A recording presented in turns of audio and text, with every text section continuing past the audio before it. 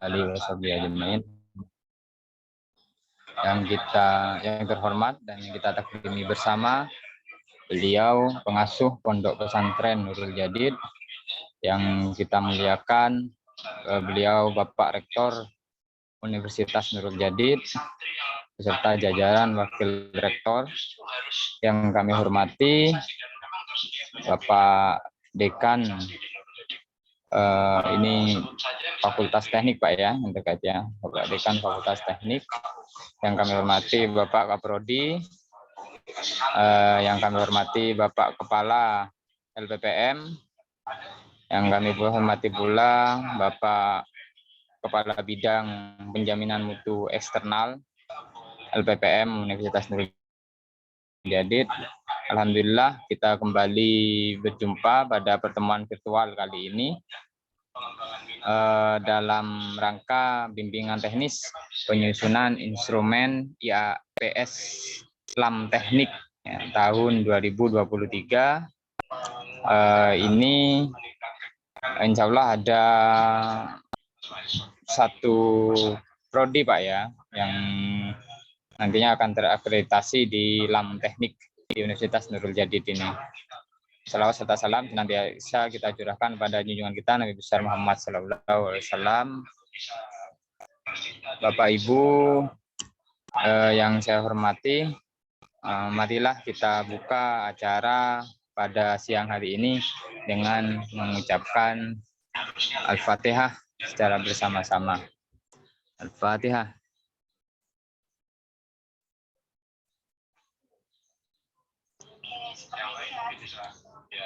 Baik Bapak-bapak yang kami hormati, adapun agenda pada pertemuan virtual kita siang ini adalah yang pertama adalah pembukaan yang sudah kita lalui bersama, yang kedua adalah paparan atau arahan yang akan disampaikan oleh Kepala Lembaga Pengawasan dan Penjaminan Mutu Universitas Nurul Jadid, yang ketiga adalah bimbingan teknis penyusunan instrumen IAPS LAM Teknik tahun 2023 yang akan nanti akan disampaikan oleh Kepala Bidang Penjaminan Mutu Eksternal.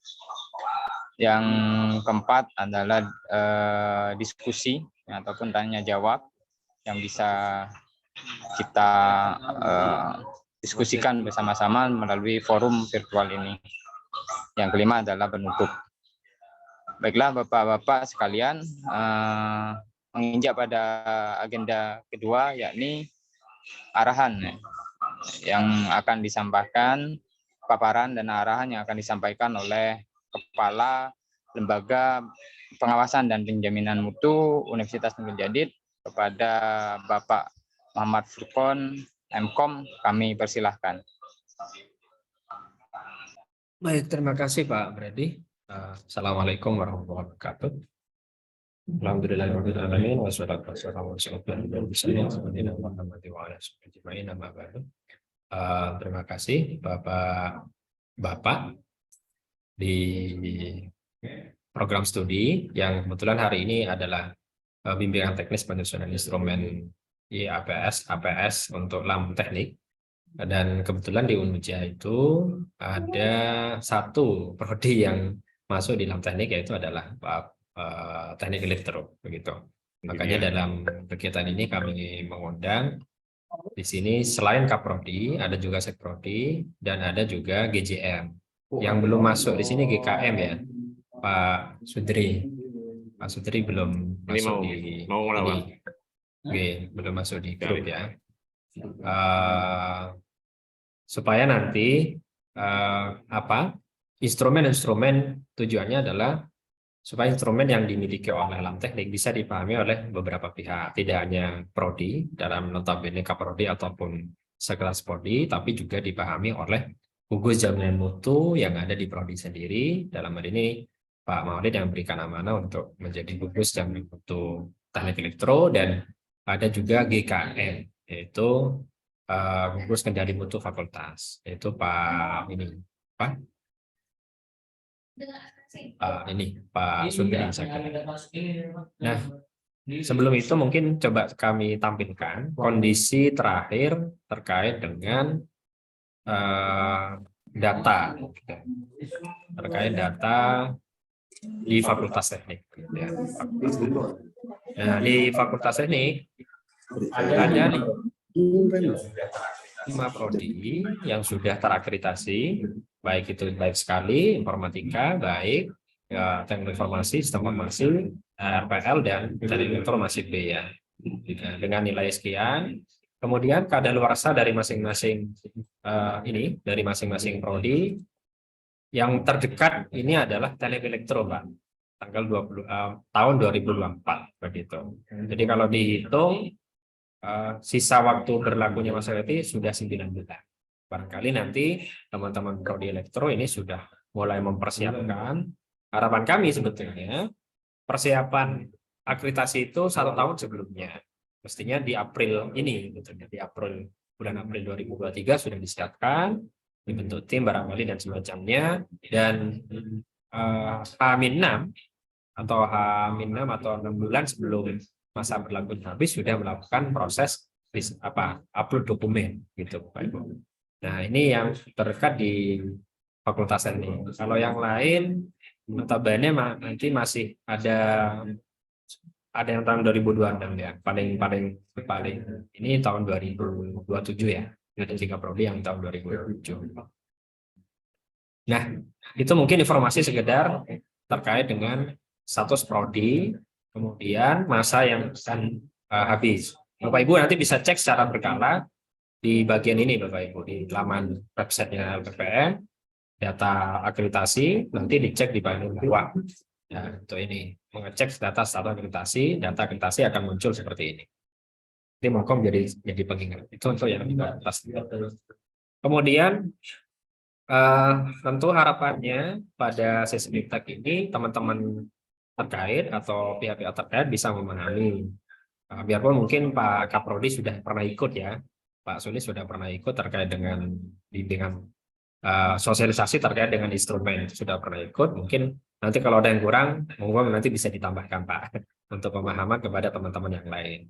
Saya coba share beberapa data yang saya peroleh dari kegiatan ini, sosialisasi di dalam teknik. Ini sudah terlihat ya, Pak Brady? Sudah ya? Oke, baik. Ini sosialisasi terkait dengan kebijakan dan prosedur akreditasi. Ini mungkin pengetahuan saja. Daftar isinya. Berbicara data diri, kebijakan, prosedur, keuangan, dan juga pelajaran terdahulu. Ini jati diri dari LAM teknik sebetulnya. Jadi beberapa dasar hukum yang terkait dengan LAM teknik begitu ya. Jadi LAM teknik ini prosedur pengakuan terkait dengan pendirian lembaga akreditasi LAM teknik begitu pertama. Nah, pada umumnya memang semua LAM itu disetujui pada tahun 2021 dan di awal 2022 ya, launching atau di akhir 2021 itu sudah dilakukan launching bersama. Nah, pemarkasan LAM teknik salah satunya adalah Forte. Biasanya Pak Sulis kalau ikut asosiasi masuk di Forte ya, Pak. Nah, tapi tidak hanya Forte sebetulnya, tapi ada beberapa persatuan insinyur Indonesia, mungkin IEEE section dan yang lainnya. Ini beberapa pemrakarsa 6 asosiasi yang mendukung berdirinya LAM teknik. Nah, kebijakan LAM teknik ini terkait dengan kebijakan sebetulnya. Jadi akreditasi penting untuk bermacam karir begitu ya. Karena LAM teknik ini bervarian, tidak hanya elektro, bisa saja di insinyur dan yang lainnya. Itu banyak hal yang dimunculkan biasanya di LAM teknik begitu. Nah, ini akreditasi penting bagi karir lulusan keteknikan. Jadi biasanya berguna ketika melakukan proses lamaran dan yang lainnya, kira-kira begitu. Nah, ini peran insinyur profesi di perguruan tinggi. Jadi dulu ada tentang Undang-Undang tahun 2012 tentang pendidikan nasional itu. Ya, kemudian nanti ini adalah asosiasi prodi yang dimiliki. Gitu. Dalam hal ini untuk yang undangan ini memberikan kuliah, menjauh kuliah. Kalau di peran prodi berarti mengembangkan kurikulum disiplin ilmu dan forum diskusi dan konsultasi. ya profesional engineer kira-kira gitu. Nah ini alur-alur saya kira beberapa alur skema kenapa asosiasi itu dibutuhkan misalkan. Ya, misalkan di Undang-Undang tahun 2012 itu menetapkan klaster keilmuan teknik dalam akreditasi, terus pengembangan kurikulum. Nah, akreditasi dalam satu atap. Di teknik itu, kalau sudah diakreditasi nasional, dia otomatis sudah mengakomodir apa kebutuhan internasional. Karena apa alam teknik mengacu SN Dikti dan IAB. Nah, jadi kalau semuanya alam teknik itu sudah mengacu kedua-duanya. Selain SN Dikti, dia sudah mengacu pada lembaga sertifikasi internasional. Ya, itu Washington Accord ini, IABE. Nah, sehingga jika sudah terrealisasi IABE, maka juga dinyatakan unggul di alam teknik. Nah, sebelumnya pilihannya boleh saja prodi itu mengajukan ke ini lembaga akreditasi internasional tadi, itu IABE. Jadi kalau sudah dapat unggul, maka statusnya juga akan unggul di alam teknik. Jadi akan itu tidak perlu berkaitan. Jadi pilihan sebetulnya, pilihan dari masing-masing prodinya, mau ke LAM ataupun ke lembaga akreditasi internasional. Nah, ini semuanya data saja sebetulnya, data dari masing-masing pengurus di pengurus dan siswa di alam teknik ya, di vokasi termasuk juga akademik. Nah, ini cakupan humas saya kira tidak perlu saya jelaskan. Yang ini prosedur. Nah, di alam teknik ini hampir mirip dengan alam infocom, Pak. Ada batch untuk mengajukan. Jadi misalkan batch 1 berarti minggu pertama di bulan Januari sampai minggu ketiga di bulan April. Berarti 4 bulan. Jadi 4 bulan. Januari, Februari, Maret, April. Itu dikatakan batch 1 ketika melaksanakan akreditasi. Mulai dari membuat akun, misalkan mendaftarkan akun sampai dengan visitasi gitu ya, asesmen lapangan dilaksanakan 4 bulan Pak. Teman-teman di prodi elektro. Jadi kalau teman-teman kondisi sekarang adalah kita di bulan Juni, maka kalau semuanya mendaftar dibuat dokumen misalkan sampai Agustus, maka ini sesuai dengan namanya Pak. Berarti kalau di kondisi sekarang tidak bisa di batch 2. Berarti nanti ngejar di batch 3 maksudnya. P3 ya. Ngejar di batch 3 di mana? Di September. Jadi di September sudah mulai membuat akunnya dan juga sudah mulai mencapai dokumen-dokumennya. Nah, saya kira batch 2 ini bisa dimanfaatkan teman-teman prodi untuk menyusun instrumennya begitu, kemudian nanti mengajukan di batch 3. Nah, kalau batch 2 mulai dari Mei sampai dengan Agustus. Itu untuk pendaftaran dan pelaksanaan akreditasi alam teknik di batch 2. Nah, batch 3 setelahnya berarti di pekan pertama di September sampai dengan pekan ketiga di Desember. Nah ini terkait dengan alur akreditasinya, saya kira melakukan pendaftaran akun sudah ada sebetulnya. Kalau memang nanti teman-teman prodi membutuhkan, bisa koordinasi dengan Kabid Penjaminan Eksternal Pak Idil. Akun dan tekniknya bisa digunakan, kemudian pengajuan akreditasi, kemudian penerimaan dokumen oleh di sistem tadi, LED dan LKPS-nya, kemudian melakukan asesmen kecukupan. Dalam hal ini pemberian asesor, penjadwalan, dan yang lainnya, sampai dengan AR atau asesmen lapangan, atau visitasi. Baru nanti penetapan. Jadi, ya kira-kira memang alam lebih cepat, Pak. Ya, kalau di alam teknik tadi kalau saya lihat 4 bulan. Jadi kalau semuanya sudah submit, 4 bulan kemudian bisa muncul.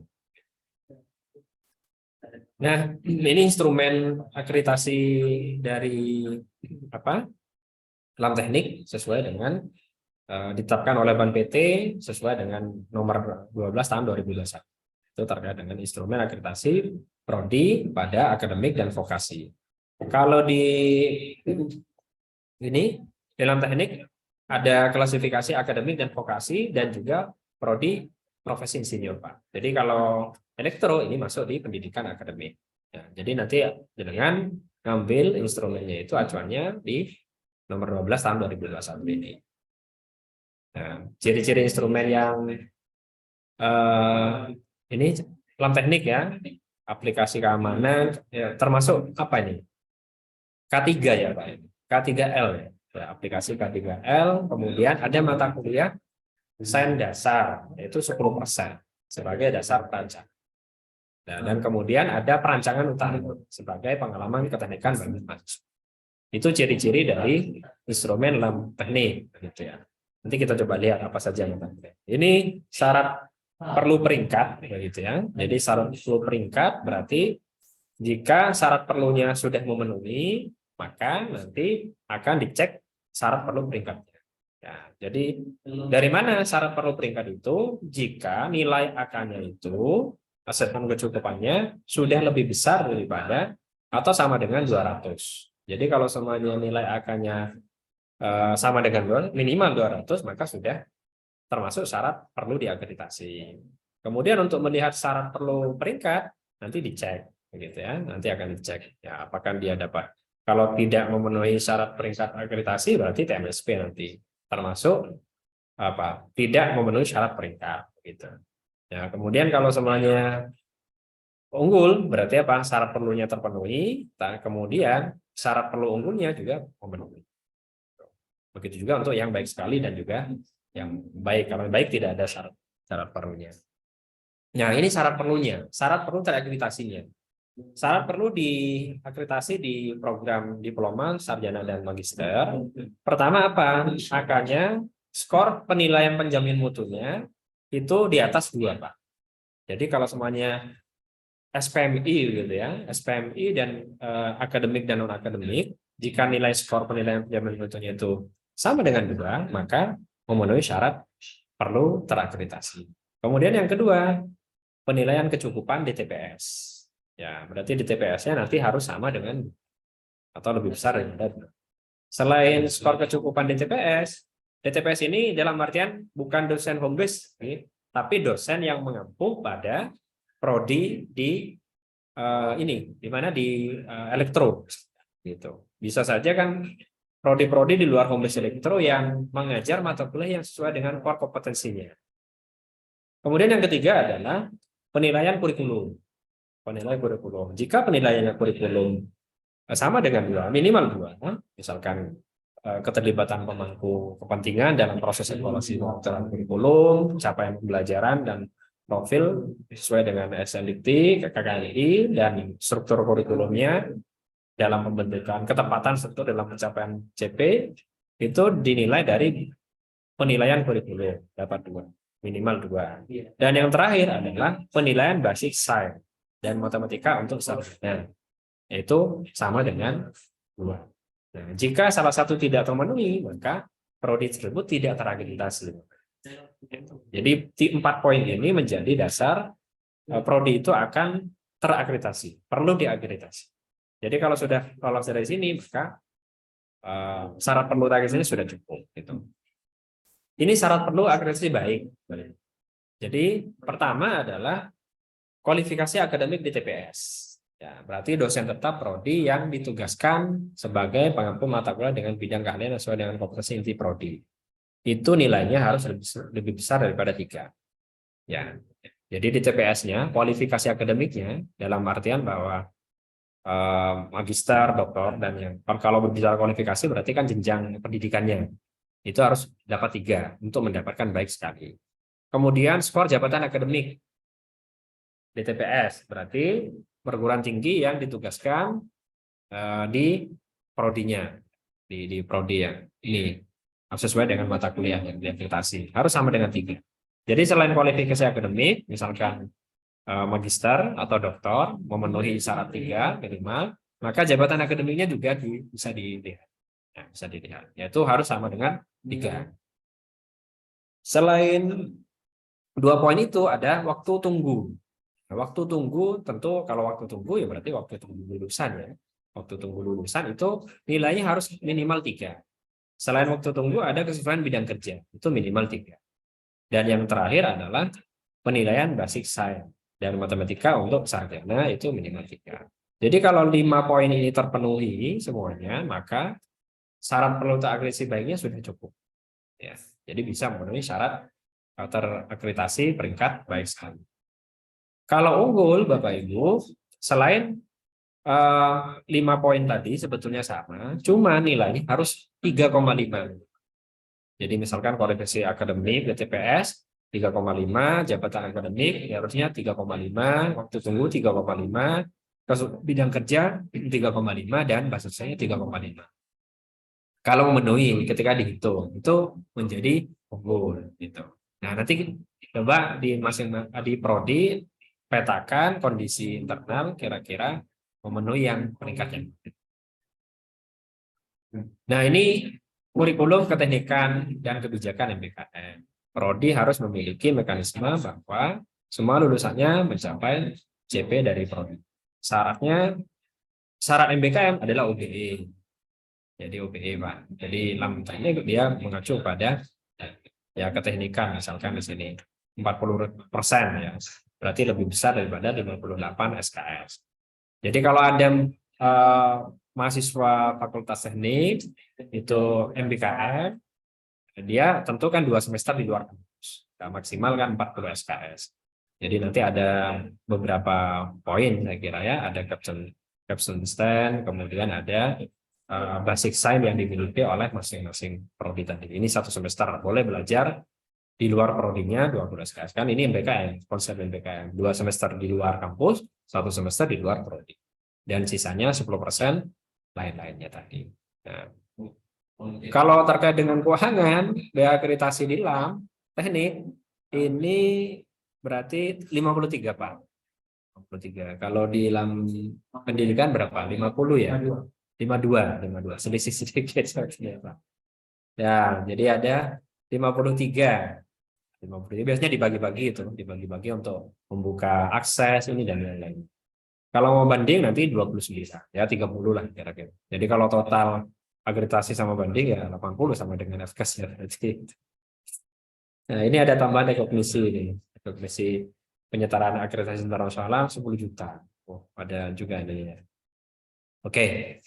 Nah, ini contoh saja sih sebetulnya. Per mahasiswa per semester. Jadi per mahasiswa semester misalkan 53 juta, 5 tahun, misalkan ada 15 mahasiswa, 4 angkatan, 2 semester. Maka jika dihitung rata-rata berarti ada 88.000 per mahasiswa per semester. Ya, itu bila menambahkan SPP 88 sekian itu ribu akan terasa berat maka layak mendapatkan subsidi misalkan. Jadi dihitungnya per mahasiswa gitu ya. Jadi ada 88 lah ribu per semester. Ya, asumsinya 5 mahasiswa per bed adalah terlalu kecil untuk PS begitu ya. Banyak PS per bed adalah lebih besar daripada 5. Ya nanti dihitung kira-kira per ini per 4 angkatan lah kira-kira begitu yang dihitung. Nah, biasanya ini problem keuangan ya kalau memakan waktu panjang, RKT berjalan dan ukuran kesimpulan. Maka sebaiknya untuk problem keuangan tercover juga di mana di RKT-nya masing-masing fakultas. Karena memang 5 tahun ke depan ada reakreditasi yang akan dilakukan oleh masing-masing fakultas atau YPPS. Misalkan di teknik akan habis tahun 2024 untuk yang rektor, maka itu juga terakomodir, sebaiknya terakomodir di RKT-nya fakultas. Subsidi biaya akreditasi, nah Bapak Ibu bisa mengajukan di sini. Kalau di informatika kan kemarin dapat ya, biasanya di bawah 50% subsidinya. Kalau informatika dulu kemarin dapat 30 ya, sekitar 30 dan 50 ya berarti hampir ya inilah hampir 50% lah kira-kira subsidi pemerintah. Cuma enggak tahu saya masuk enggak untuk yang sekarang. Tantangan prodi saat akreditasi ya kesiapan prodi menghadapi akreditasi, kemudian lokasi yang sulit dijangkau, terutama yang di luar Jawa ya, belum ratanya jabatan akademik dan jabatan fungsional, jumlah mahasiswa yang terbatas. Saya kira ini beberapa tantangan yang dihadapi oleh LAM teknik begitu ya. Juga PT, misalkan pemahaman penjaminan mutu, ada terkait dengan keuangan, kemudian juga belum memiliki tata kelola yang baik dan yang lain. Ini beberapa tantangan prodi saat diakreditasi. Nah, sebaiknya ini berbicara tentang ini ya, LKPS ya, data operasional. Sebenarnya Tendik administrasi mampu mengerjakan data rasional. Jadi ukuran keandalan kami temukan. Ini mungkin tambahan-tambahan saja. LED menegaskan beberapa istilah terkait dengan sebaiknya mulai dengan LKPS-nya dulu, Pak. Jadi LKPS-nya dulu dihitung, didata dulu LKPS, kebutuhan LKPS, baru setelah LKPS ditegaskan lagi di LED-nya. Ya. Ini dinarasikan dalam bentuk narasi, nanti dibantu dengan grafis ya, pemahaman biar tidak bosan di LED-nya, dan selalu menunjukkan bukti tadi. Nah, kemudian untuk LED itu maksimal 20 halaman. Ya, 100 sampai 20 halaman. Bisa menyesuaikan, tidak terlalu kecil, tidak terlalu besar. Jadi bisa maksimalkan 200 LED-nya. Nah, ini juga termasuk yang poin-poin di ini Pak, kesesuaian dengan ini laporan LED-nya, LKPS-nya. Nah, LKPS. Misalkan kalau berbicara sarjana berarti kerjasama pendidikan, PT dalam pendidikan masuk di sarjana. Karena elektor sarjana kita bicara sarjana saja ya. Kemudian penelitian masuk, kemudian pengabdian masuk, seleksi mahasiswa S1 masuk. Yang D3 tidak perlu diisi berarti Pak. Nanti tidak perlu diisi. Kemudian mahasiswa asing masuk dan dosen praktisi atau industri tidak masuk kalau di sarjana. Jadi tidak masuk di poin di LKPS. Kemudian pagelaran ini tidak masuk di LKPS. Dan yang terakhir produk jasa yang diadopsi oleh masyarakat itu tidak masuk. Yang dicentang-centang itu berarti masuk, diisikan. Karya dosen yang disitasi misalkan ya. Kemudian pengabdian dosen di TPS, kemudian dosen tidak tetap. Dan saya kira ini pengisian umum yang biasanya ada di LKPS di prodi-prodi yang ada. Jadi ada pengisian yang tidak perlu diisikan, yang perlu diisi dan tidak perlu diisi. Ini untuk laporan kinerja.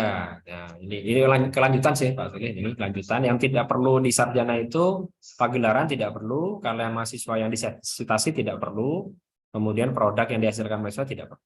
Jadi dosennya lebih banyak bicara dosennya kalau di sarjana. Akan berbeda apabila itu D1 sampai D3 atau sarjana terapan. Itu akan berbeda. Ini mungkin panduan untuk tutorial ya, tutorial untuk ini tadi. Ya saya kira ini nggak perlu, ini tambahan-tambahan saja saya kira dari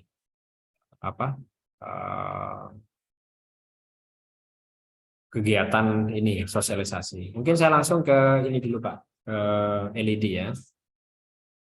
Di LAM ya. Ini data-data yang disediakan di LAM sebetulnya. Nah, ini terakhir. Ini saya masuk ke ini dulu Pak, LED. Ya. Ini untuk pedoman penyusunan laporan evaluasi diri.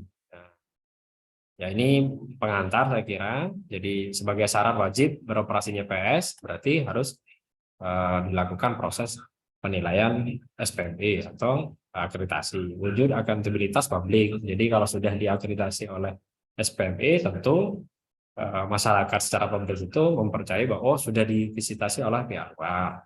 Kemudian perlindungan kepentingan stakeholder, jaminan mutu layanan IPS masing-masing. Itu arti prodi. Dokumen akreditasi ini adalah sesuai dengan panduan saya kira, disesuaikan dengan panduan pengisian dan penilaian. Karena di masing-masing instrumen itu ada panduan bakunya. Jadi misalkan panduan pengisian LED, panduan pengisian LKPS gitu. Penyusunan dokumen akreditasi. Tentu menyusun dokumen mengacu pada panduan. Sehingga ketika sudah mengacu pada panduan, maka juga perlu mengacu pada dokumen matrik penilaian. Jadi misalkan poin keberapa menyusun LED-nya, nanti Bapak Ibu cek juga di matrik penilaiannya. Apakah memang kondisi yang disusun oleh prodi itu sudah memenuhi nilai maksimal atau tidak. Nah, ini struktur LED-nya di dalam teknik gitu ya. Mulai dari halaman muka, pengusul, pendahuluan, struktur laporan evaluasi diri, struktur tim penyusun, kondisi eksternal, sampai dengan kriteria akreditasi, yaitu kriteria 9. visi misi, tata pamong, mahasiswa, sumber daya manusia, keuangan, pendidikan, tridharma ya, pendidikan, penelitian, pengabdian, dan luar. Dan ada yang berbeda sebetulnya, yaitu apa? Penjamin mutu. Ada bab sendiri untuk penjamin mutu. Kalau di prodi lain, kadang masuk di profil IPPS. Nah, kalau di dalam teknik, ada sendiri penjamin mutu. Kemudian bab 4 ada program pengembangan keberlanjutan dan ada penutup.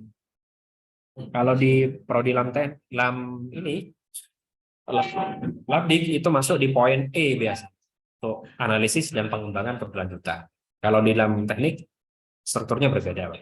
Nanti ada bab 1 sampai dengan bab 5 dan lampiran-lampiran kira-kira. Nah, ini untuk laporan evaluasi diri PPS.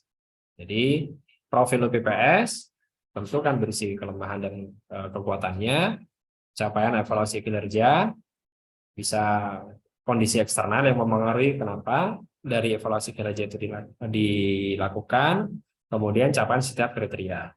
Bapak Ibu, untuk mengacu ini tentu mengacu kepada SNDIKTI biasa. SNDIKTI biasanya kalau di PT-PT itu masuk di SKMI-nya masing-masing prodi, masing-masing perguruan tinggi. Jadi evaluasi capaian kinerja. Biasanya kita di evaluasi capaian kinerja itu salah satu evaluasinya lewat audit mutu internal, lewat survei kepuasan, lewat monitoring dan evaluasi begitu. Nah, baru dianalisis ya, tujuan strateginya dan program pengembangan. Ini termasuk di analisis dan program pengembangan nantinya. Ini nanti ada peluang dan ancaman dari pihak eksternal atau analisa supportnya lah. Nah, ini untuk visi misi PMTS PT diturunkan ke PMTS UPPS, baru nanti visi keilmuan dari prodi itu muncul. Kalau di perguruan tinggi ini, jadi ada UPPS, strukturnya? Ada UPPS, di UPPS itu nanti ada mahasiswa, ada SDM, ada prodi dalam hal ini melaksanakan tridharma, gitu ya, pendidikan, penelitian, PKM, dan tentu prodi itu ketika melaksanakan tridharma menghasilkan luaran, didukung oleh keuangan dan sarana prasarana. Ini terkait dengan sana. Nah, ini beberapa manfaat sebetulnya evaluasi diri membantu mengidentifikasi masalah, gitu ya. Memperkuat budaya evaluasi institusi, memperkecil kesenjangan tujuan pribadi dengan tujuan lembaga, dan juga meninjau kembali kebijakan sesuai dengan pemutaran. Ya, memang tujuannya adalah mengukur diri, betulnya mengukur diri kira-kira sesudah sampai tidak dalam standar yang sudah ditetapkan oleh masing-masing unit atau UPPS dan prodi yang berkaitan. Menyusun evaluasi diri tentu juga keterlibatan semua pihak. Ya, tidak hanya prodi dalam artian kaprodi dan sekprodi, tapi juga perlu dilibatkan mungkin dosen, mahasiswa. Tentu nanti ketika melakukan visit kan juga akan ada wawancara komisar. Ada kecakupan tadi sesuai dengan kriteria. Kualitas data, ya, kedalaman analisis, pendekatan inovatif kreatif, rencana pengembangan, dan tentu adalah diharapkan juga jujur pada diri sendiri. Jadi kalau namanya jujur pada dievaluasi dirinya kan sebenarnya mengevaluasi prodi kita kelemahannya apa, kemudian nanti dilakukan proses perbaikan. Nah, pendidikan. Nah, ini Pak yang terkait dengan bidang pendidikan, mata kuliah basic science dan matematika dalam proses pembelajaran. Ada juga capstone design dalam proses pembelajaran. Nah, mungkin nanti bisa dievaluasi di tingkat prodi. Ada juga rancangan dan penyelenggaraan MBKM, misalkan sudah diakomodir di kurikulum prodinya, itu di bidang pendidikan dasar-dasar. Sarana prasarana untuk laboran, prasarana peralatan utama di laboran di PPS yang digunakan prodi.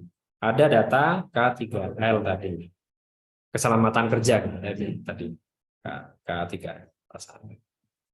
Kondisi eksternal ini menganalisis aspek lingkungan makro dan mikro yang relevan yang dapat mempengaruhi pengembangan UPPS dan prodi tadi. Nah, sehingga UPPS mampu merumuskan strategi pengembangan prodi yang berkesesuaian dengan menghasilkan program-program alternatif yang tepat. Jadi, misalkan kondisi dari eksternal itu tahun 2022-2020 kemarin nggak ada COVID, maka nanti harus mengakomodir kira-kira apa yang perlu dilakukan strateginya. Kita menerapkan ujian apa daring atau blended dan nyata.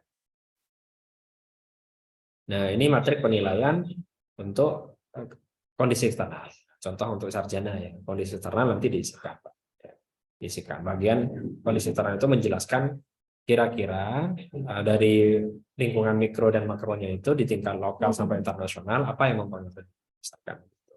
Misalkan di sini apa? BPPS mengidentifikasi lingkungan industri yang menetapkan posisi prodi terhadap lingkungan menggunakan hasil posisi untuk menetapkan analisis SWOT-nya dan merumuskan strategi untuk program studi.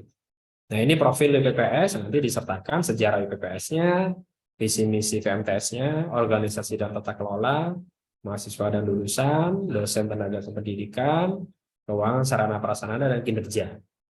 Itu masuk di profil IPPS dan PS. Nah, ini masuk di ini contoh pengisiannya kan di LED-nya ya. Di LED nanti akan masuk di situ. Ya, mendukung beberapa bagian saya kira PMTS, organisasi, mahasiswa lulusan sampai dengan kinerjanya. Nah, di matrik penilaian kalau ingin dapat 4 berarti apa? Skor 4 berarti menunjukkan keserba cakupan informasi yang jelas, konsisten dengan data dan informasi yang disampaikan pada masing-masing kriteria. Jadi pada masing-masing kriteria itu ditunjukkan serba cakupannya. Menggambarkan keselarasan substansi dengan substansi keilmuan program studi. Menunjukkan iklim yang kondusif, menunjukkan reputasi sebagai rujukan di bidang keilmuan. Nah, ini scoring jika berbicara profil PPS dan matrik penilaian IPPS-nya. Kriteria 9, masuk di kriteria 9 berarti kan bab 3 tadi ya. Visi misi sampai dengan luaran. Nah, ini untuk yang visi misi. Visi misi struktur penulisan untuk syarat kriteria visi misi. Nanti akan ada latar belakang, kebijakan, mekanisme penyusunan, sosialisasi, hubungan VMTS dengan program, evaluasi capaian kinerja, kesimpulan hasil. Jadi masing-masing kriteria itu nanti akan ada struktur penulisan, baik itu tata pamong dan juga ini. Ya, kalau yang poin 2 sampai 8 berarti berisi latar belakang, kebijakan, strategi pencapaian, IQ-nya apa, IKT-nya apa, evaluasinya apa, dan kesimpulan. Nah, baru di bagian yang terakhir di sini berbicara tentang IQ dalam pendidikan ya, dalam tridharma, indikator tambahan, evaluasi sama kesimpulan. Nah, itu kira-kira yang ada di LED terkait dengan satu kriteria dan sistematika penulisan untuk satu kriteria tadi. Nah, ini untuk yang PMTS ya, PMTS-nya. Jadi bisa mengacu pada, kalau PT mengacu pada rencana pengembangan, NIP atau Renstra. Nah, kalau UPPS berarti harus menyesuaikan, tentu visi UPPS harus inline dengan visi PT. Gitu. Kalau visi keilmuan prodi berarti sesuai dengan basic ini keilmuan dari kurikulum yang dimiliki prodi, baru diturunkan ke kurikulum prodinya. Yes, gitu. Nah, ini kriteria akreditasi untuk poin visi misi. Ya. Latar belakang, kan tadi sistematikanya latar belakang, kebijakan, mekanisme. Nah, kalau dilihat matrik penilaian untuk dapat skor 4 itu, visi yang mencerminkan visi perguruan tinggi, berarti mengakomodir ini ya, visi PT, mengayumi visi keilmuan prodi tentu terkait keunikan prodinya dan didukung data implementasi. Kemudian misi, tujuan, dan strategi yang searah bersinergi dengan misi prodi serta mendukung pengembangan program studi dengan data implementasi yang konsisten. Nah, biasanya berbicara tentang IPPS ya. Kalau PMTS biasanya IPPS, kemudian nanti diturunkan ke mengayomi beberapa ini, mencerminkan visi PT dan mengayomi visi keilmuan prodi.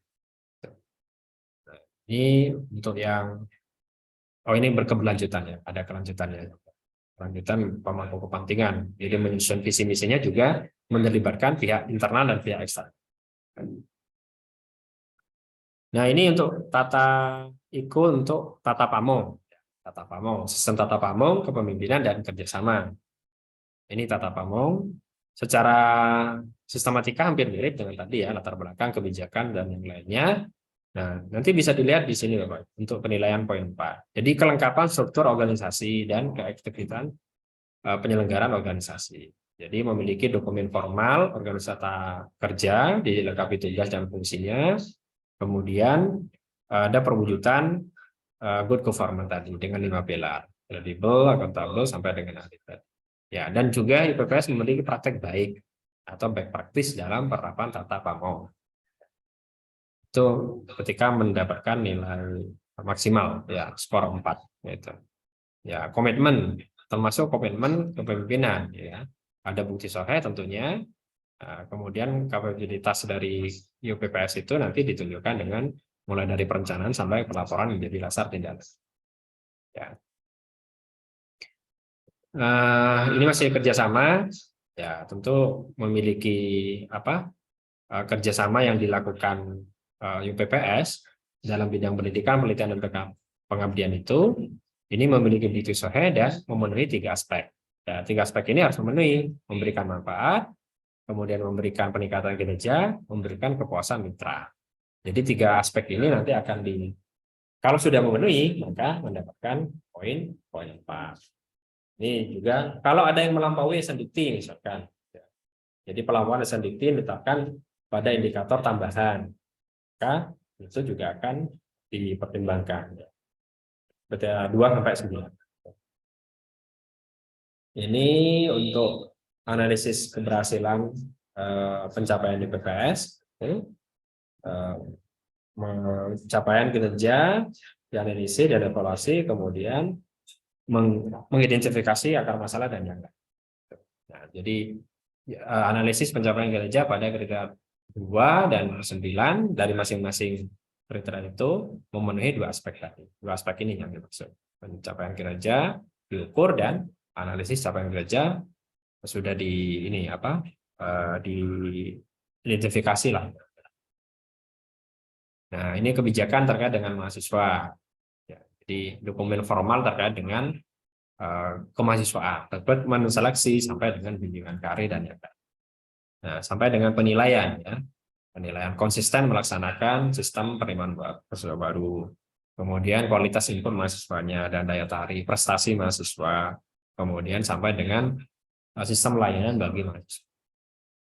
Untuk yang SDM ya berarti ada penetapan dari PT terkait dengan kompetensi dari SDM, proporsinya dan yang lainnya sampai dengan pengelolaannya, perencanaan rekrutmen dan yang lainnya.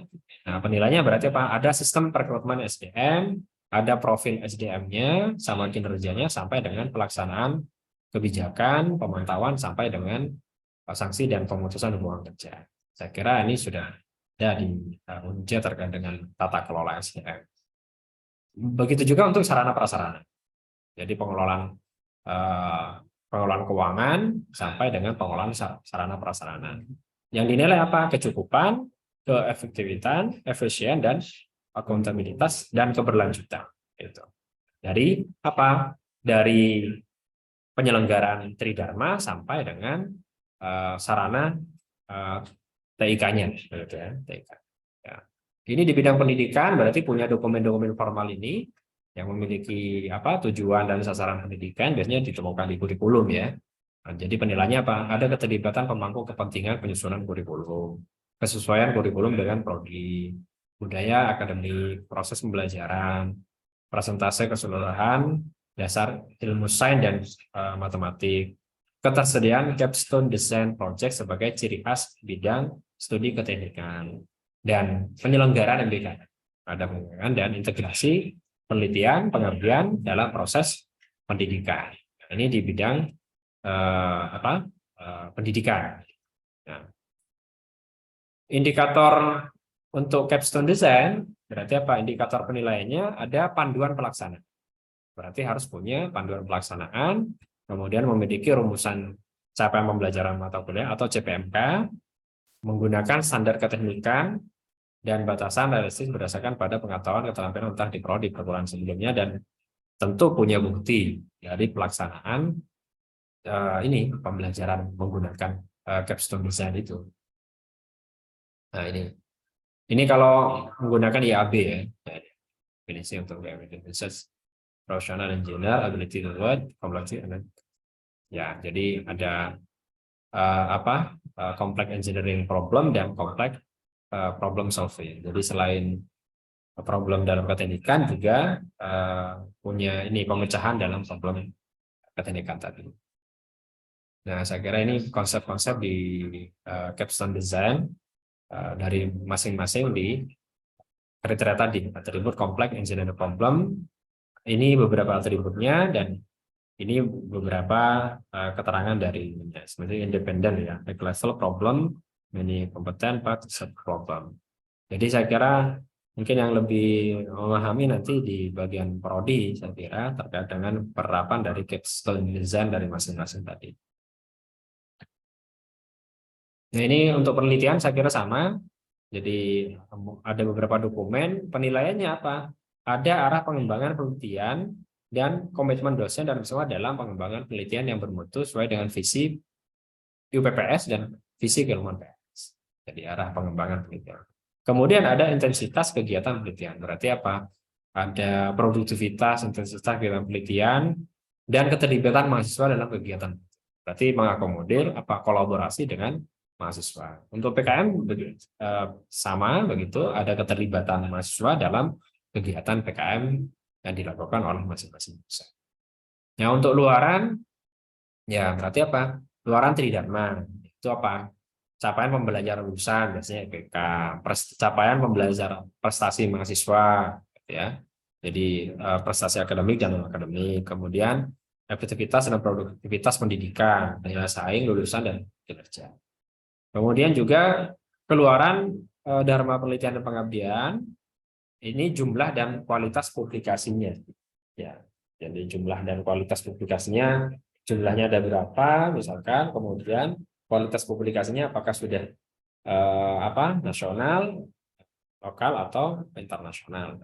Jumlah haki, jumlah citasi, dan kebermanfaatan bagi pihak yang terkait, saya kira. Nah, untuk penjaminan mutu, ini ya, penjamin mutu berarti apa? Keberadaan organ fungsi pelaksana penjamin mutu internal yang berlaku di UPPS. Berarti GKM, gitu ya. GKM yang didukung dokumen formal pembentukannya. Berarti ada SK pembentukan GKM, misalkan, dan GJM. Dokumen yang dimiliki apa? Kebijakan, manual, standar, formulir ini sudah ada yang dimiliki oleh perguruan tinggi, ya juga sama bisa dipakai oleh masing-masing UPPS. Kemudian apa? Keterlaksanaan penjaminan mutu UPPS dan PS sesuai dengan standar nasional perguruan tinggi. Standar yang ditetapkan oleh perguruan tinggi mencakup apa? IKU dan IKT, ya, tata pamong, kemudian mahasiswa, sumber daya, keuangan, pendidikan, penelitian, sampai dengan luaran. Jadi kalau semuanya berbicara di SNDikti, biasanya kalau berbicara luaran itu ada kalau di standar pendidikan, standar kompetensi lulusan. Kalau di penelitian itu standar hasil penelitian. Kalau di pengabdian ada standar hasil pengabdian. Di situ. Jadi keterlaksanaan penjaminan mutu sesuai dengan standar yang ditetapkan. Dan yang keempat, pelaksanaan audit mutu internal. Jadi ada audit mutu internal, kemudian keterbuktian bukti sahih pelaksanaan penjaminan mutu itu sesuai dengan siklus PPPP oleh UPPS dan PS. Dan ada pengakuan mutu dari lembaga audit eksternal. Jadi ada audit eksternal, misalkan keuangan, ada lembaga akreditasi, sertifikasi, termasuk lembaga sertifikasi yang ada di penjamin mutunya. Nah, ini perbaikan keberlanjutan saya kira untuk sistem penjaminan mutu ya, PPEPP kan begitu ya. PPEPP. Jadi misalkan di penetapan itu berarti apa? Visi, misi, statuta, standar LAM, peraturan, persyaratan pelanggan, ada dokumen penetapan, dokumen SPM-nya, kebijakan, standar, registra, dan yang lainnya itu diimplementasikan. Ya, setelah diimplementasikan nanti dimonitoring tentunya dalam proses evaluasi ini, selain ada monitoring diukur, evaluasi, gitu. Kemudian ada audit internal, ada RTM, nanti ada pengendalian ini di rapat RTM ini termasuk di pengendalian, kemudian perbaikan tindak lanjut ini peningkatan. Jadi memang kalau siklus PPPP ya harus berkelanjutan, gitu ya, berkelanjutan sehingga terjadi perbaikan terus-menerus. Nah, untuk layanan pengguna kekuasaan ya berarti seperti layanan pemangku kepentingan, gitu ya, dosen, mahasiswa, pengelolaan pengembangan SDM, keuangan, proses pendidikan, proses penelitian, PKM, sampai dengan lulusan mitra. Nah, ini termasuk kepuasan pengguna. Ya, berarti bisa saja muncul beberapa, misalkan kalau pengguna itu di tracer, kalau semuanya di internal itu biasanya kita laksanakan survei kepuasan. Ya. Nah, ini program pengembangan saya kira lanjutan. Jadi kira dari hasil restra yang sudah ditetapkan di BPS dan PS itu menjalankan program jangka pendek dan jangka panjangnya. Jangka panjangnya nanti akan dilihat kira-kira analisis capaian kerjanya bagaimana dan dilakukan evaluasi. Sehingga diprogramkan pengembangan keberlanjutannya bagaimana. Jika sesuai standar atau mencapai standar, tidak mencapai standar atau melebihi standar. Nanti ditentukan di program pengembangan keberlanjutan. Kemudian dilakukan analisis SWOT, tentunya kelemahan, kekuatan, peluang, dan ancaman. Ya. Nah, tentu dari hasil analisis SWOT itu, UPPS bisa menentukan posisinya, menjadi dasar alternatif solusi untuk pengembangan program pengembangan di masing-masing itu tadi. Nah, tujuan strategi pengembangan nanti ya tentu dari VMTS-nya tadi, mendeskripsikan tujuan strategi yang sesuai. Di tujuan itu nanti apakah dilihat sudah berjalan efektif, penentuan tujuan strategi perlu menyesuaikan dengan lingkungan eksternal. Nah, saya kira ini tujuan pengembangan strategi pengembangan juga akan dimunculkan biasanya di masing-masing UPPS itu di restorannya ya, analisis SWOT-nya juga akan dimunculkan. Dan termasuk juga program pengembangan keberlanjutan.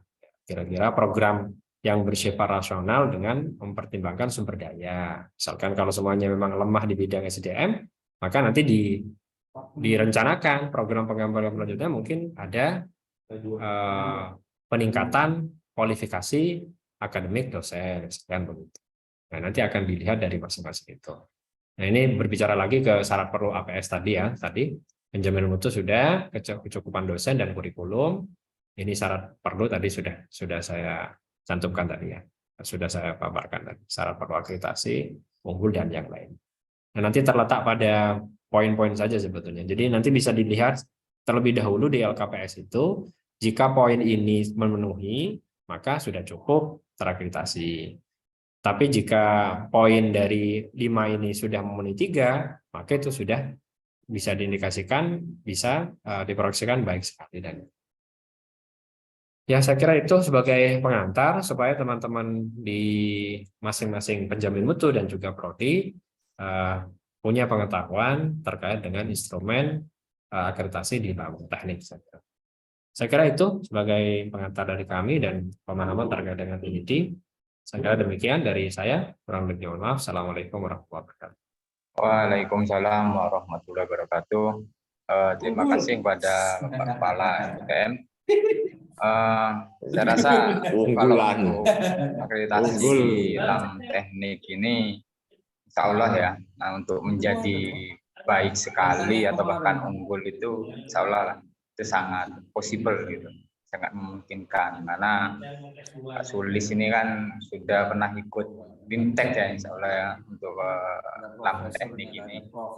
Kemudian juga apalagi di sini juga kita sedang berdiskusi dalam bimbingan teknis ya, nantinya akan dipaparkan oleh kepala bidang penjaminan mutu eksternal. Jadi istilahnya mungkin nanti lebih diskusi aja gitu kan, di diskusi sharing pengalaman, mungkin kayaknya akan seperti itu nanti. Ya udah ahli lah Pak Sulis. Bisa. Ahlinya ahli. Akan lebih ahli daripada ahli. Baik. Elektroijen Bapak-bapak sekalian, kita akan menginjak pada agenda yang ketiga ya, yakni bimbingan teknis yang akan dipandu atau disampaikan oleh Kepala Bidang Penjaminan Mutu Eksternal pada Bapak Muhammad Idil Kufron. Kami persilahkan.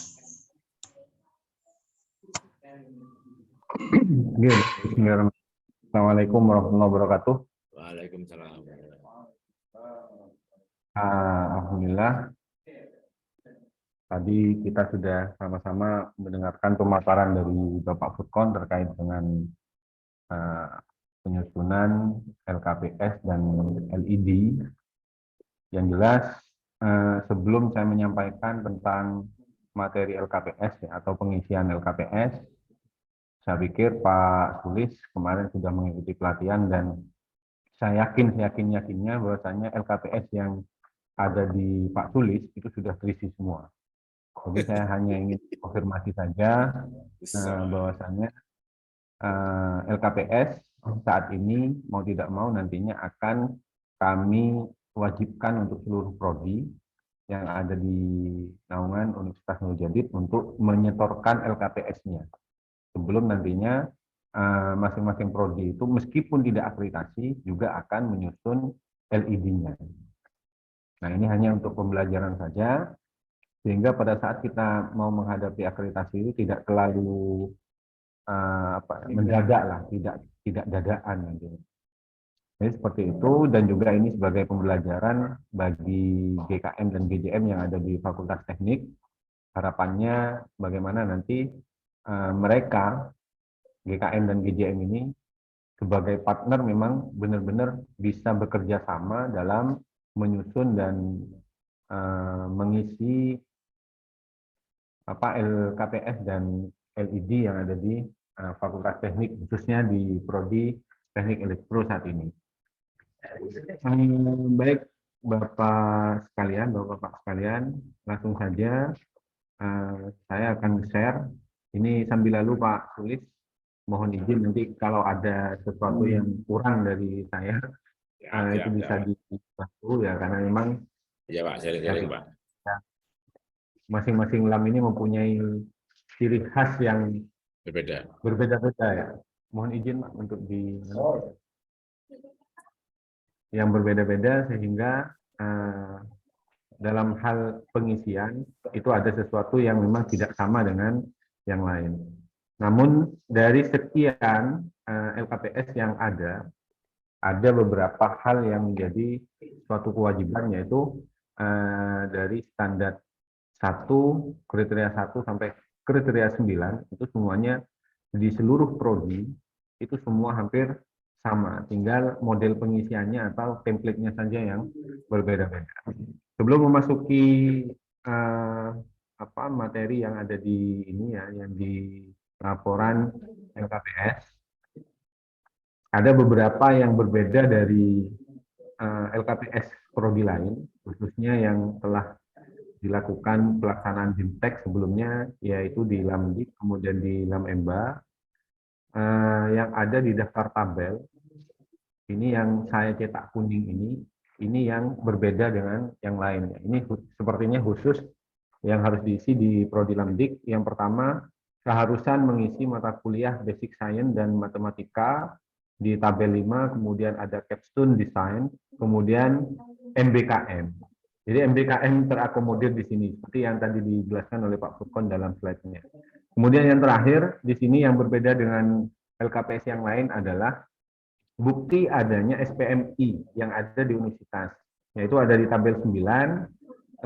Kalau yang kalau yang di prodi lain, tabel 9 ini ada yang luaran, kemudian ada yang rata-rata mahasiswa yang memiliki artikel atau publikasi itu biasanya. Kalau yang di teknik ini, tabel 9A dan B itu lebih kepada bagaimana evaluasi dan pengendalian yang dilakukan di Universitas Nurul Jadid, kemudian ketersediaan dokumen atau buku SPMI-nya. Jadi kita lanjut ya. Jadi yang tabel pertama ini adalah yang pertama hampir sama ya dengan yang lain, yaitu prodi-prodi yang ada di UPPS. Berarti yang ada di Fakultas Teknik itu apa saja, kemudian nama prodinya, status peringkatnya, nomor SK dan kadaluarsanya, kemudian jumlah mahasiswa se-ATS. Jadi saya singkat saja karena saya pikir Pak Sulis juga lebih memahami ini.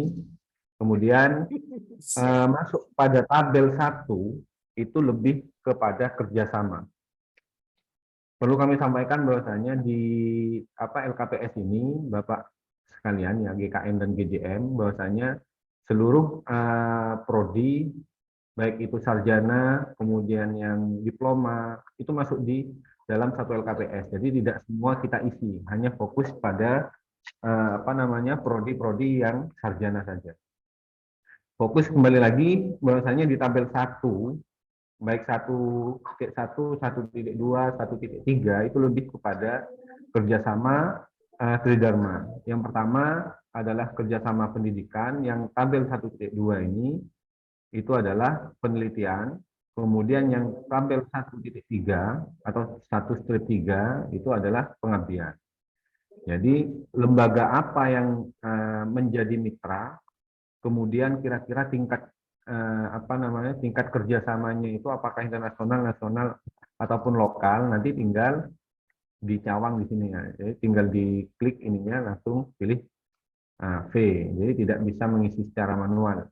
Kemudian judul kegiatan kerjasamanya apa, kemudian manfaat bagi program studi yang diakreditasi itu lebih diarahkan kepada apa.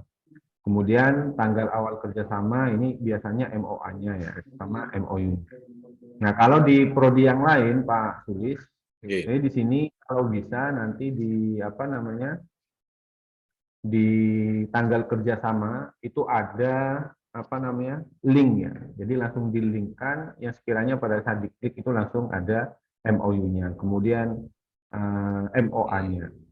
Nah, kalau yang di prodi kemarin yang prodi MPI yang unggul itu ada bukti tindak lanjutnya. Jadi tidak hanya MOA, MOU, jadi ada tindak lanjutnya juga. Kira-kira tindak lanjutnya apa? Itu ada bisa diletakkan di salah satu sini ya, bisa di tanggal awal, kemudian tanggal akhir itu bisa di situ. Kemudian di tabel 2 ini lebih fokus kepada mahasiswa. Jadi bagaimana mahasiswa yang mau direkrut atau calon mahasiswa baru. Daya tampungnya apa? Biasanya di sini daya tampung itu kalau di prodi yang lain ya, yang sebelumnya yang pernah saya ikuti untuk akreditasinya, itu dilingkan. Jadi daya tampungnya berapa, langsung pada saat diklik itu ada SK daya tampungnya tadi. Nah, itu berapa pendaftarnya, jumlah lulusnya. Jadi sambil lalu kita merujuk kepada panduan yang ada di dalam teknik, itu sebenarnya ada semua apa yang harus diisi, kemudian poin-poinnya atau matrik penilaiannya semua sudah ada. Tapi yang jelas bagaimana nantinya antara pendaftar dan yang lulus itu ada ketetapannya. Jadi seperti yang ada di di Monef kinerja itu kan ada ketetapan mahasiswa baru.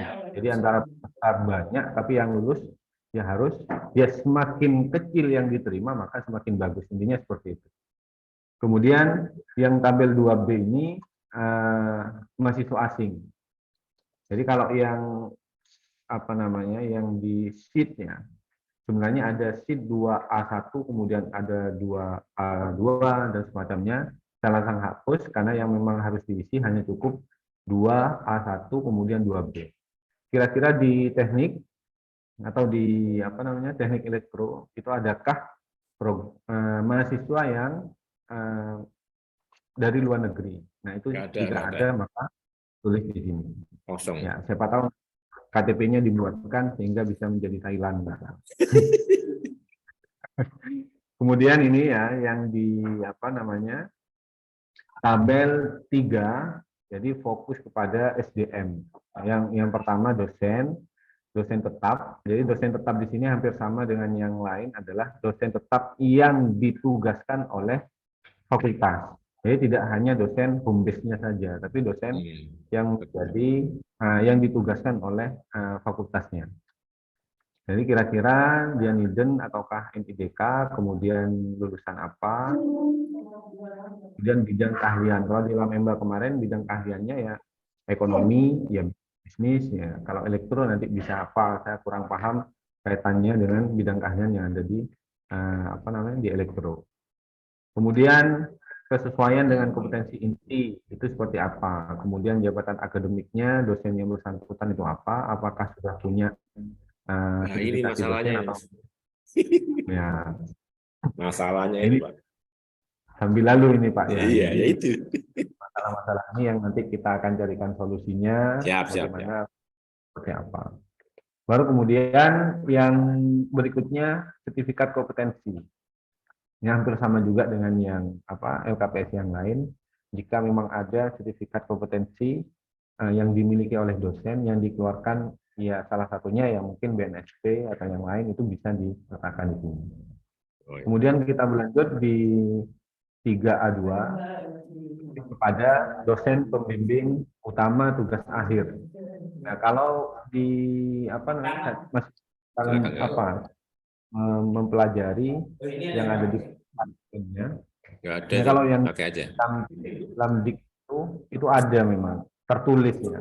Jadi dapat nilai poin 4 itu kalau membimbing maksimal 8. Jadi kalau lebih dari 8 itu sudah masuk kategori yang kecil dalam satu semesternya. Nah, dalam satu semesternya. Jadi kalau dalam 1 tahun maka akan ada 16. Itu.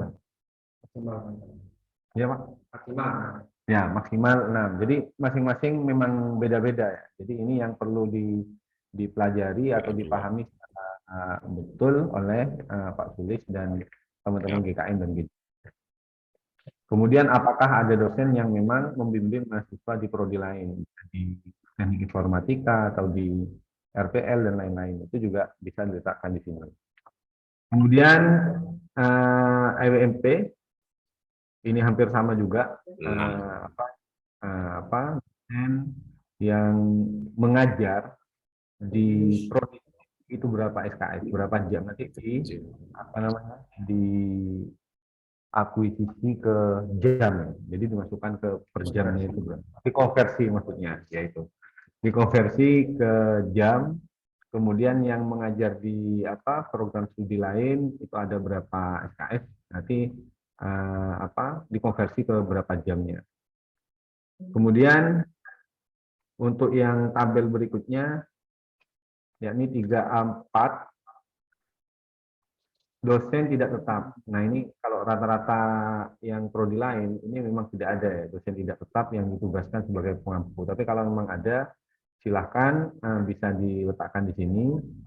Sambil lalu nanti kita pada saat review itu kan mengukur apakah ini memang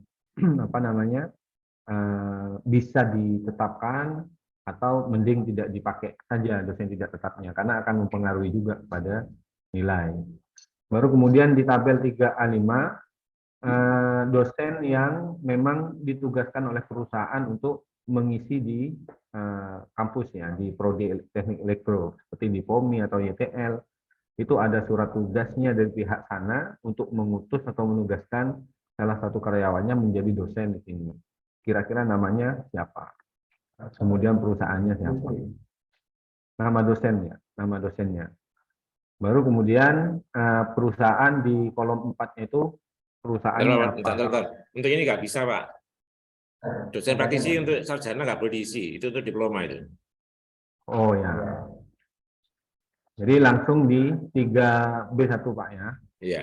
Nah, 3B1 ini yang kaitannya dengan rekognisi. Jadi bidang keahliannya apa, dosen yang mengajar di teknik elektro, kemudian apa yang direkognisikan, kira-kira buktinya apa, skalanya apa. Ini hampir sama sebenarnya. Kemudian di 3B2 itu yang kaitannya dengan penelitian dosennya. Kalau yang di 3B3 itu yang pengabdiannya.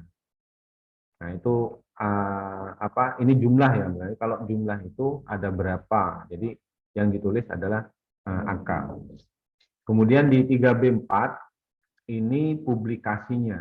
Jadi kalau yang tadi adalah laporan penelitian, laporan pengabdian, kalau yang ini publikasinya. Jadi publikasinya saya yakin Pak Sulis banyak ya, karena memang salah satu pentolannya ini. Bisa. Nah, pengelola jurnal ini. Jikom, Pak, Jikom, mainkan, Pak. Jiko. Ini bisa dimasukkan kira-kira dosennya siapa saja, yang publikasinya sudah Sinta yang terakreditasi baik yang internasional dan proceeding. Kalau yang lain rata-rata hanya itu. Jadi nomor 1, 2, 3, kemudian Oke, monggo, Pak. seminar nasional atau seminar internasional itu rata-rata yang banyak diisi. Kemudian 3B5 itu lebih kepada pameran presensi ya, kalau memang ada. Kalau tidak ada berarti ya, oh ini sarjana terapan ya, berarti bukan juga. Ya, bukan. Jadi langsung 3B6, ini karya ilmiah dosen tetap. Kira-kira apa yang artikel yang sudah dimuat, kemudian jumlah citasinya. Nah, ini fokus pada berapa jumlah citasinya, biasanya ya langsung merujuk ke Google Scholar, dilingkan ke Google Scholar-nya biasanya. Kemudian di 3B7 itu lebih pada ini sarjana terapan juga, mohon maaf. Langsung kepada 3B81, luaran penelitian yang dihakikan. Penelitian dan PKN, penelitian atau PKN yang dihakikan. Saya pikir di elektro sudah ada beberapa dosen yang luarannya semuanya dihakikan. Kemudian 3B8 ini luaran yang sifatnya adalah teknologi tepat guna. Ya, kalau memang ada, kira-kira apa luaran dari penelitian dan PKN yang masuk dalam produk atau teknologi tepat guna. Kemudian 3B8, luaran yang berupa buku yang BRSBN. Yang 3C ini fokus pada tendiknya. Ya, ini bisa bisa nanya-nanya ke yang lain. Kalau memang fokus di UPPS, ini kan ada pilihannya di sini. Apakah UPPS, apakah prodi, apa institusi. Jadi kalau pustakawannya berarti kita itu institusi. Jadi kalau laboran itu bisa UPPS atau memang prodi memiliki sendiri, tinggal dipilih prodinya. Kemudian yang 4 itu lebih kepada keuangan. Nah, keuangan ini yang saya lagi-lagi sejak kemarin pada saat mengisi, saya bukan menginstruksikan ya. Jadi bagaimana sekiranya untuk pengisian ini bisa koordinasi dengan keuangan. Jadi tidak membuat tidak membuat asal-asalan, tapi langsung memang ada yang data yang benar dari bendahara. Kemudian yang 4B ini sarana prasarana. Nama labnya apa, kemudian ada berapa jumlah labnya, kemudian di situ apakah ada peraga, kemudian namanya apa. Kemudian jumlah alatnya, standar minimalnya berapa, kemudian yang dimiliki UPPS berapa. Ini lagi-lagi nanti merujuk kepada entah itu SNDikti atau Renstra nantinya. Jika memang ada standar minimal, maka di situ bisa diletakkan di sini. Kemudian aset ya, yang berkaitan dengan gedung, kemudian rektorat dan fakultas dan semacamnya, itu bisa diisi di sini, apakah sendiri atau sewa dan lain-lain. Itu yang di 4B. Kemudian yang di 4C ini yang ada di UPPS-nya. Nah, berarti yang ada di UPPS-nya ini yang berkaitan dengan gedung fakultasnya. Baik itu kelas dan semacamnya, kamar mandi dan semacamnya, itu bisa diisi di sini. Kalau yang 4B barusan itu lebih ke umum, kalau saya baca di pedomannya itu, dari rektorat dan semacamnya itu masuk di 4B-nya, kemudian 4C ini lebih pada UPPS-nya. Kemudian untuk yang tabel 5A, ini lebih pada kurikulum. Nah, ini kurikulum, kalau di LAM-EMBA itu jelas ya, jadi ikut SNDikti, kalau yang sifatnya kuliah atau tutorial maka jamnya sekian. Kemudian kalau seminar sekian. Kemudian masuk dalam aspek apa? Apakah sikap, apakah pengetahuan? Ini sepertinya hampir sama dengan yang Monef kemarin yang dilakukan oleh Pak Maulid dan juga oleh Pak Sudri. Jadi tinggal ikut Pak Ed juga ya. Jadi tinggal nanti bisa konfirmasi ke para GKM dan GJM sehingga tidak menulis 2 kali gitu. Kemudian di 5A2 ini pembimbing tugas akhir. Kalau yang tadi itu jumlah bimbingan, kalau ini nama dosennya, kemudian strata-nya apa, kemudian jumlah mahasiswa. Saya kira ada berapa pertemuan dengan yang tadi ada berapa pembimbingan baik itu di PS ini maupun di PS yang lain. Entah tadi yang di tabel berapa, kalau yang ini fokus pada PS sendiri, kemudian jumlah pertemuannya. Kalau tidak salah kemarin itu apakah 12 kali pertemuan kalau yang di Ramdik itu ya. Itu memang ada poinnya ya, di matrik penilaian. Sehingga nanti kalau ini ada poin tersendiri yang menyebutkan, karena memang ada di matrik penilaian tidak menyebutkan, pokoknya berapa kali pertemuan tinggal ditulis. Nah, ada yang memang dalam matrik penilaian itu ditunjukkan apakah membimbing lebih dari 12 kali pertemuan, maka di situ masuk poin 4 atau berapa.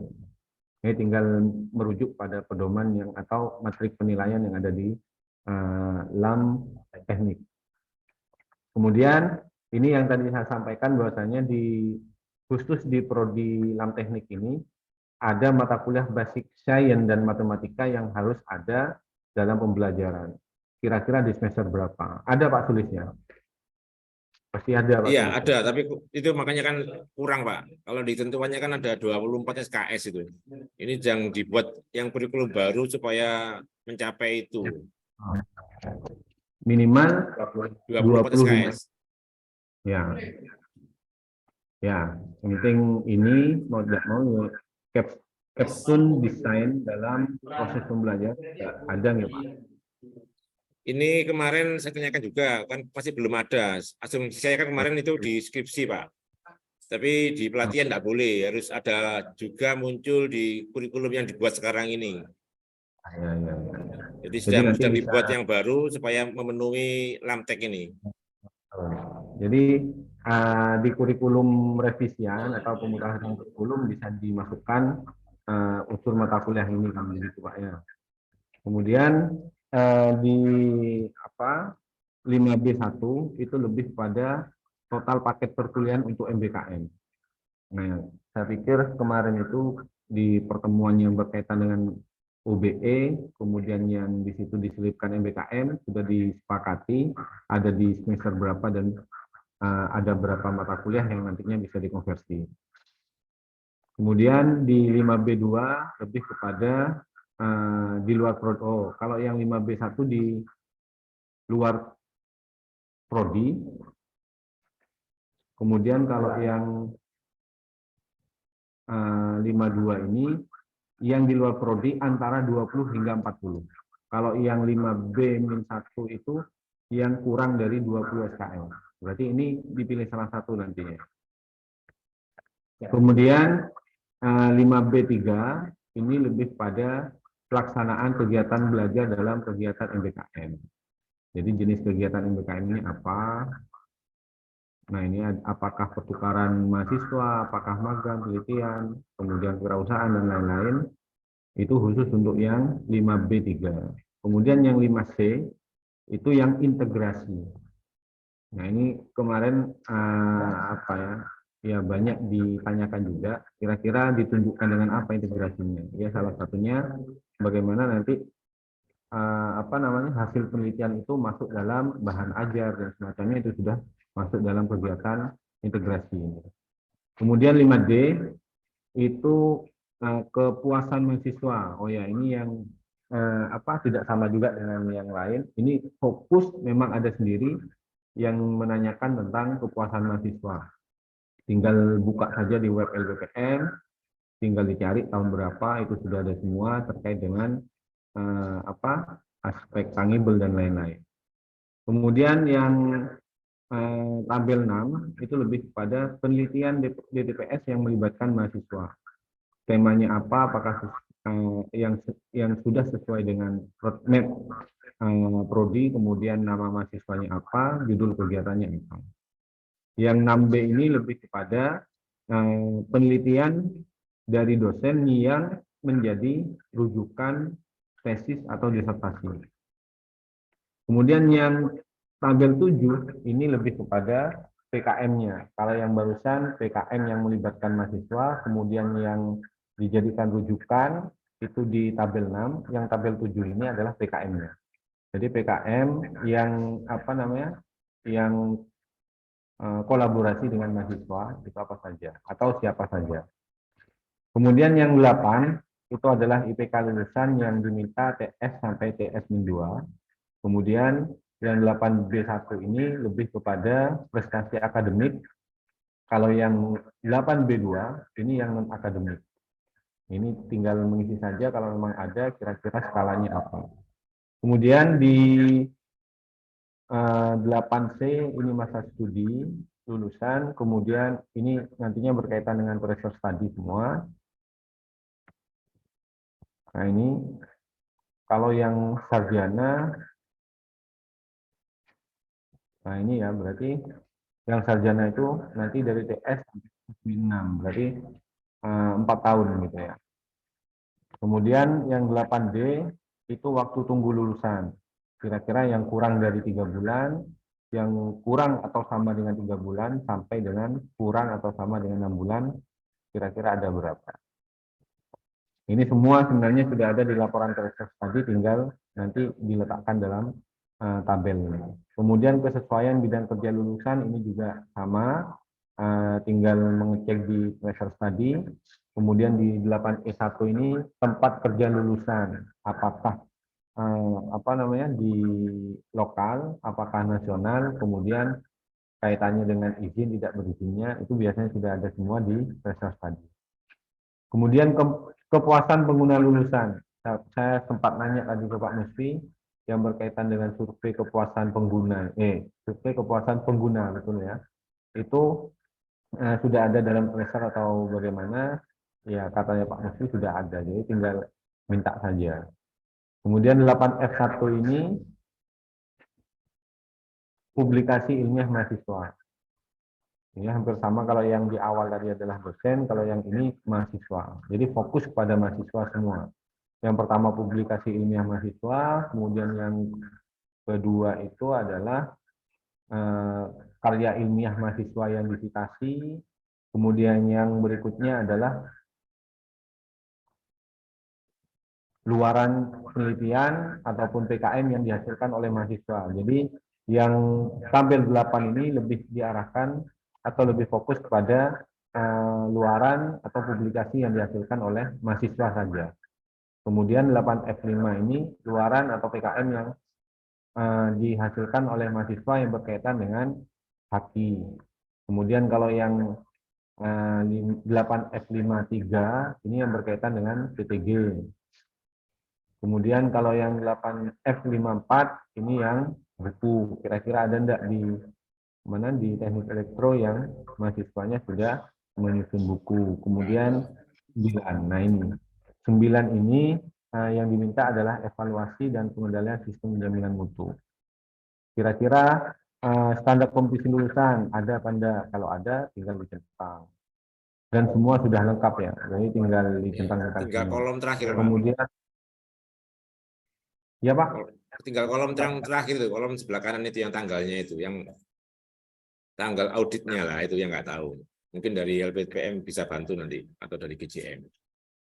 Ya, jadi kalau yang monitoring, evaluasi, dan AMI, itu nanti kita sudah melaksanakan, kemudian umpan balik audit mutu ini yang dilakukan oleh Prodi ataupun UPPS-nya.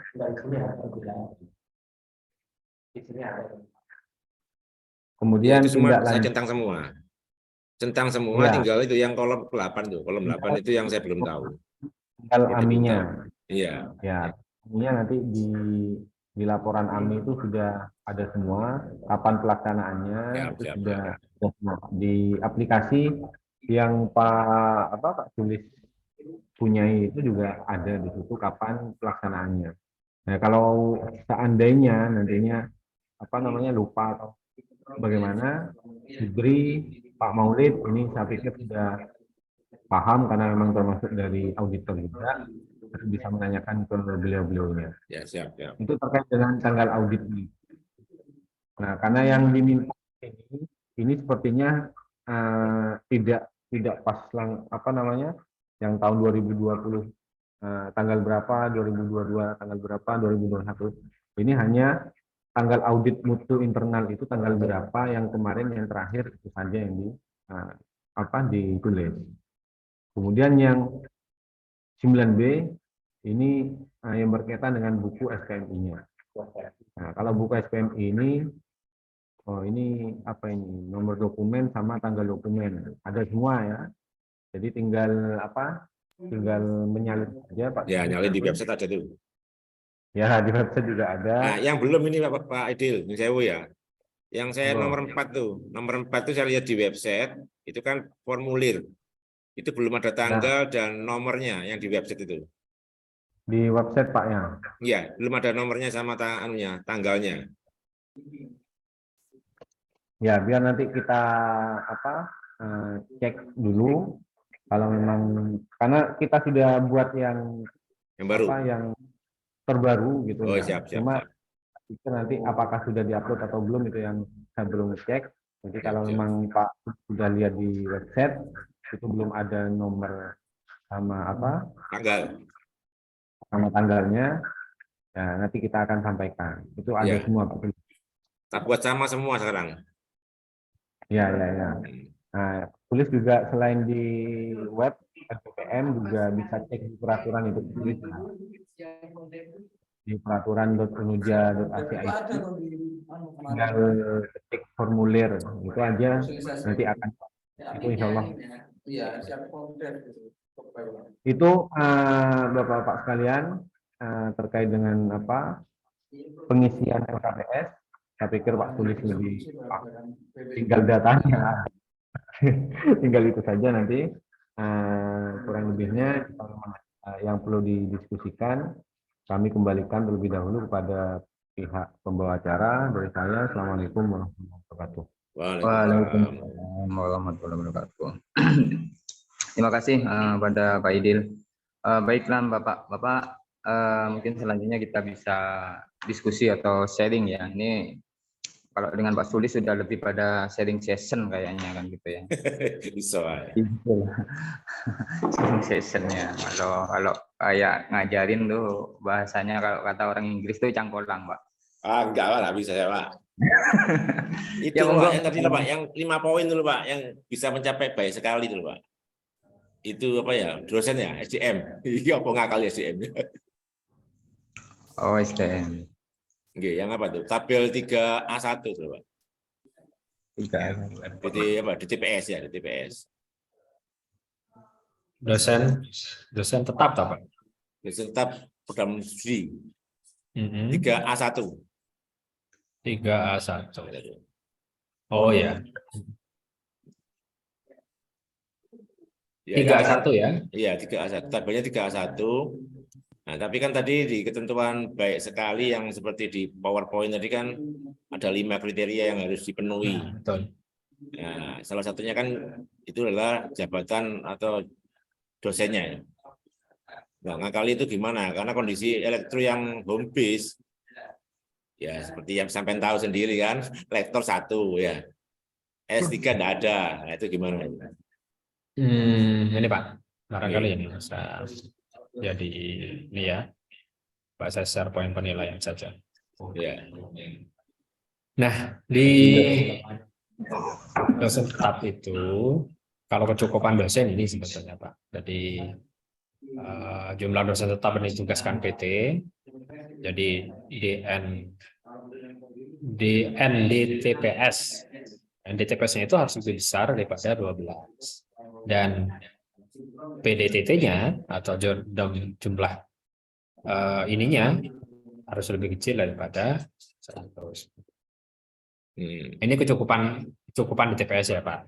Kalau berbicara kualifikasi, karena itu termasuk syarat perlu tadi di baik sekali atau tidak baik sekali ya kan Pak Tulis ya, poin-poin untuknya ini kan. Nah, jadi minimal 3, harus punya 3. Jadi jika seumpamanya jumlah dosen yang berpendidikan doktor. Ada. Karena di elektro tidak ada, ya berarti Kosong kan ya? tidak mungkin mencapai 50% ya. Kan Ya. misalkan ini Ya, kosong. nol berarti kan? Jumlah Ya, di nol. TPS-nya yang mengampu mata kuliah misalkan ada 12. Berarti 0 bagi 12 kan berarti kan kosong. Kan? Iya, kosong di Nah, poin jadi ini. misalkan kalau namanya dosen elektro itu ada 12, berarti kan minimal 6 yang punya doktor begitu. Karena menjadi syarat, perlu kan? Jadi dapat 3 gitu ya. Mendapatkan poin 3. Jadi kalau skor 4 gitu ya. Kalau skor 4 maka itu harus sudah lebih dari 50%. Nah, kalau semua skor 3 bagaimana? Jadi kalau skor 3, saya cek dulu di ininya. Penilaian, Pak. Kita buka Iya. penilaian saja sekarang. Di matriknya itu. Kan 3 kan? Sebentar, ini apa ya? Oh iya, lambik. Penilaian APS. Ada Apa Pak? Kelebihan. Kelebihan ya. Berarti tadi berapa? 3 ya. 1. Bentar, Pak. Saya cek anunya saja dulu. Di 3 1. penilaian akreditasi, format penilaian berarti di poin 13 ya. Matrik penilaian. Ini pedoman sampai Mbak ya. Nah, ini Pak. Ini kan penilaian akreditasi ya. Oh iya, siap. Oh, ini bobotnya sih sebetulnya. Dia dapat 3-nya berapa. Nah, ini kan sudah dijelaskan tadi. Maksudnya per masing-masing format penilaian. Oh, ini udah dimunculkan poin 4 sekian itu. Iya. Ada ya?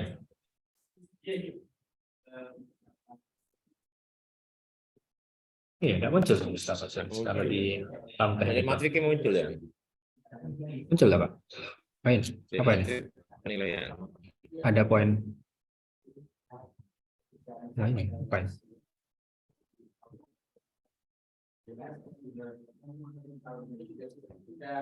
Tabel 7 itu ya, tabel 5. Tabel 5. Seharusnya kalau PT yang lain kan muncul itu. Itu Pak. Tabel 3 tadi, tabel 3.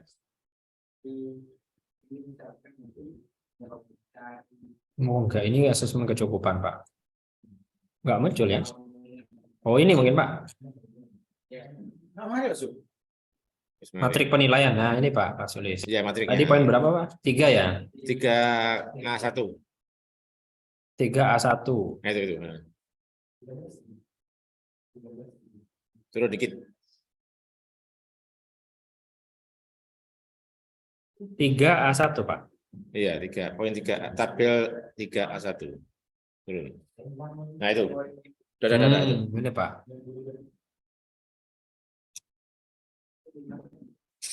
Tiga A1. Oh, ini bobotnya sebetulnya, Pak Sudi. Bobot kualifikasi itu. Bobotnya sama sebetulnya ini. 0, sekian. Kan maksud saya nanti kalau dapat 3 itu dia kategorinya apa? Begitu. Enggak ada kayaknya, Pak ya, di anu ya. Iya. Memang tadi itu. Gitu ya. Berarti ini sebetulnya. Berarti ini kan dapat 4 maksud saya, dapat 4. Jadi kalau semuanya dapat 3, berarti kan bisa kurang dari sana begitu. Bisa kurang dari berapa? 50 begitu ya. Karena memang tidak ada berarti kan 0. Berarti dapat 1 kemungkinan, Pak. Poinnya dia dapat 1 gitu. Ya kalau menjadi syarat wajib itu nggak bisa kalau kita tidak misalkan ada dosen yang memang berkompes di elektro begitu. Bisa saja mungkin karena ini kan sebenarnya ini ya sebetulnya apa? Dosen-dosen yang masuk di sini kan Pak. Ini masuk di sini kan. Dosen-dosen DT, NDT, dosen tetap yang ditugaskan di prodi yang diakreditasi sama dosen PS. Kecuali mungkin gini, karena itu masuk dosen DTPS, kita di prodi lain tidak ada sebetulnya yang misalkan begini, karena dihitung kan jumlah dosen tetap prodi perguruan tinggi yang ditugaskan mengampu mata kuliah dengan bidang keahlian sesuai dengan kompetensi inti prodi. Nah, kira-kira apa mata kuliah kompetensi prodi itu ada enggak kira-kira yang bisa diajar selain dosen tetap home based elektro? Kan ada yang nggak Pak kira-kira Pak? Yang inti maksudnya, kompetensi inti. Kalau yang dokter nggak ada, tapi kalau yang lektor ada Pak Karim itu bisa. Makanya Oh, Pak Karim yang kita lektor. masukkan di TPS. Iya. Kalau Oke. S3 nggak ada ini Pak. Tapi itu kan berhitungnya bukan di skema kualifikasinya, tapi jabatannya, jabatan akademik. Beda lagi nanti Iya. proses perhitungannya gitu. Jadi kalau proses perhitungannya adalah jabatan akademik, bisa saja teman-teman yang lektor yang ngajar di sana ya enggak bisa. Jadi minimal kan kalau ingin baik sekali ya bisa saja mungkin asumsinya kalau baik, kalau ini kan aneh ya Pak, 4 ya. Kalau 4 itu kan unggul. Iya. Nah, berarti kalau semuanya tidak unggul atau baik sekali bisa 25%-nya misalkan begitu. Berarti 25% dari jumlah dosen DTPS-nya begitu. Nah, dosen DTPS. Sebenarnya kan tidak home base-nya sebetulnya. Tapi dosen tetap program studi yang mengampu mata kuliah di prodi elektro begitu. Jadi jika ada misalkan dosen-dosen yang memang sudah doktor dan itu mengajar mata kuliah inti di elektro di teknik elektro biarpun tidak dari home base elektro, maka bisa diakomodir begitu. Nah, kembali lagi barangkali mata kuliah keahlian yang sesuai dengan kompetensi inti itu yang prodi yang bisa diajar selain dosen home base elektro siapa saja bisa diakomodir Pak kalau begitu Pak. Kalau semuanya bidang keahliannya sama kompetensi prodinya sudah sesuai begitu. Dia terakui sebagai dosen S3 doktor begitu. Iya, iya. Yang ini yang ada kan di teknik itu Pak Insewu Pak. Bu Cayuni tapi kan pertanian. Okay. Ya, yang mengarah ke teknik elektro ada di Unija. Okay. Tapi kalau mengacu ke miliknya ke akreditasi informatika kemarin Pak, itu kan jadi perdebatan juga kondisinya Pak Nur Hamid itu kan tidak diterima untuk masuk ke informatika.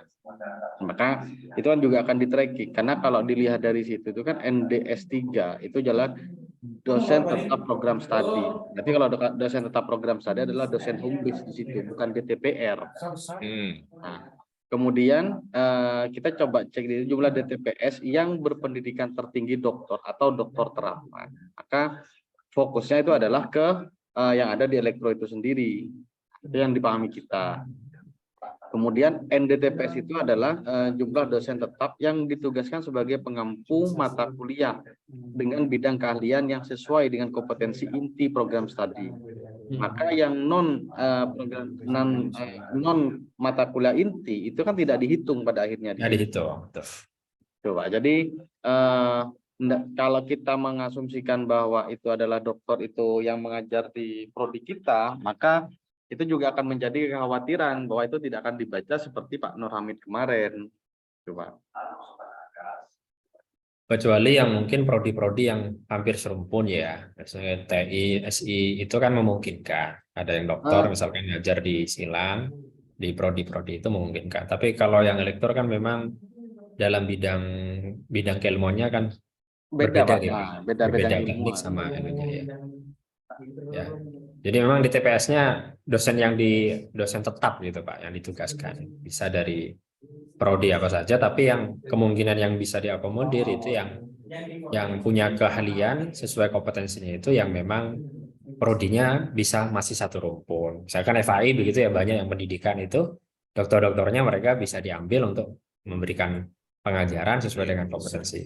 Elektro kayaknya tidak mungkin kan Pak. Mungkin kan elektro ini. Kecuali memang ini kan dosen tetap sebetulnya. Iya. Dosen tetap yang ditugaskan. Nah, ada ini barangkali apa? kalau semuanya dari PT lain begitu enggak mungkin ya. Enggak bisa, Mas. ya. Nggak bisa. Enggak bisa ya. Nanti Ya masuk enggak dosen tidak mungkin kan tetap Pak. itu bahaya. Ya. Kan dosen Ya, tetap, karena memang dosen syarat. DTT kan nggak boleh, Pak. DTT ada sebetulnya. Nggak Kan boleh. DTT kan DTT di nggih. sini harus dikosongi, Pak. Tabel itu harus kosong. Nggih, ini lebih kecil dari 10% sebetulnya DTT. Iya. Ya. Jadi DTT ya. DTT ya. Ya ya. Dosen ya. Nggak boleh. Itu kalau ada isinya langsung nilainya nggak 4 itu, langsung turun. Nol ya. Jadi kalau kosong malah 4. Oke. Ya akan sulit Pak kayaknya. Kecuali memang ada dokter yang memang sudah siap dan mengajar di elektro gitu. Yang penting pengembangan ke depan itu kayaknya. Ya, itu mungkin Pak, saya cari di penilaian teknik ini tidak ada skema misalkan 4 itu berapa, 3 itu berapa. Kayaknya tidak ada di poin penilaian ini. Iya, Ada. itu nggak ada, Pak. Ini kalau saya share screen bisa Pak Purban. Saya tidak bisa share screen. Monggo, silakan. Sudah bisa. Bisa semua Pak. Di sini Pak. Nah ini saya download barusan. Ini miliknya metrik penilaian itu Pak. Jadi di tabel berapa barusan Pak? 3A. Metrik penilaian. 3A1. 3A1 di sini Pak. Nah ini kalau 4 ini langsung sudah Pak. Jadi tidak ada. Metrik penilaian. Jadi tidak ada kriteria 1, 2, 3-nya. Nah 3A1 KPS di sini Pak. Ya ada. Ini. Saya lupa ada. Ya benar itu sudah sesuai dengan itu. 3A1 kan ya? Iya. Oke. Ini input mahasiswa tabel 3A1. Ada di mana Pak? Ada di Ini, Pak. Ini SDM Pak, itu jumlah, nomor 16. Nomor 18 Ya. jabatan akademik DTPS. Jika kita pengen dapat 4, maka PGBLK gitu Pak. Jadi itu kan harus dihitung. Nah ini harus kita pahami rumusnya. Jumlah DTPS yang memiliki jabatan guru besar, kemudian lektor kepala, dan seterusnya. Itu kalau yang berjabatan akademik ya. Iya. Jadi di atas 70% dia bisa dapat 3 atau dapat 2 Pak. Itu. Lebih kecil dari 70%. Kalau yang kualifikasi itu Pak, nomor 17 itu Pak Zainal. Nah, kalau nomor 17 ini yang ada cuma 4, 3 dan 2 dan tidak ada skor Pak. Ini jadi hanya 3 penilaian. Ya, betul. Jadi lebih kecil daripada. Jadi poinnya 2 kalau kurang, kalau nggak ada skornya. Tidak ada skor kurang dari 2. Kurang dari 2 Pak berarti ya. Iya. Ya. Berarti masuk di situ berarti. Atau saya coba simulasikan dengan di Excel Pak. Jumlahnya itu kan untuk mendapatkan PD3S itu ND3S itu jumlah doktor. Dibagi NDTPS 3, NDTPS jumlah dosen tetap yang ditugaskan. Nah, berarti DTPS ya. Berarti dokternya kan 0, Pak. Kalau DTPS itu kan DTPS, Pak. Kalau DTPS kan kita anggap Pak Nur Hamid. DTPS itu kan dosen tetap Pak, dosen tetap prodi Pak. Ada dosen perguruan tinggi, sorry, perguruan tinggi sebetulnya. Kalau perguruan tinggi itu kan DTPR Pak. Tidak, pengertian di sini sebetulnya dosen tetap perguruan tinggi. Jadi TPS itu dosen tetap perguruan tinggi yang masih dalam perguruan tinggi itu yang boleh mengampu di mata kuliah di prodi tertentu gitu. Tapi harus sesuai dengan kompetensi intinya. Jadi misalkan agama begitu ya, doktor di FAI ngajar di teknik elektro, tapi itu kan bukan kompetensi inti, tidak terakui begitu. Tidak terakui Pak. Pak Hamid itu pun kan ke apa ya, matematika Pak. Ya. Nah, kalaupun kita asumsikan 0 di sini Pak, dan jumlah dosen tetap yang ditugaskan untuk mata kuliah dengan bidang keahlian yang kompetensi inti, maka kan kita lihat berapa jumlah dosen kompetensi inti kita. 5. Contohnya kita punya 5. kemudian kita kalikan 100 langsung dengan rumusnya.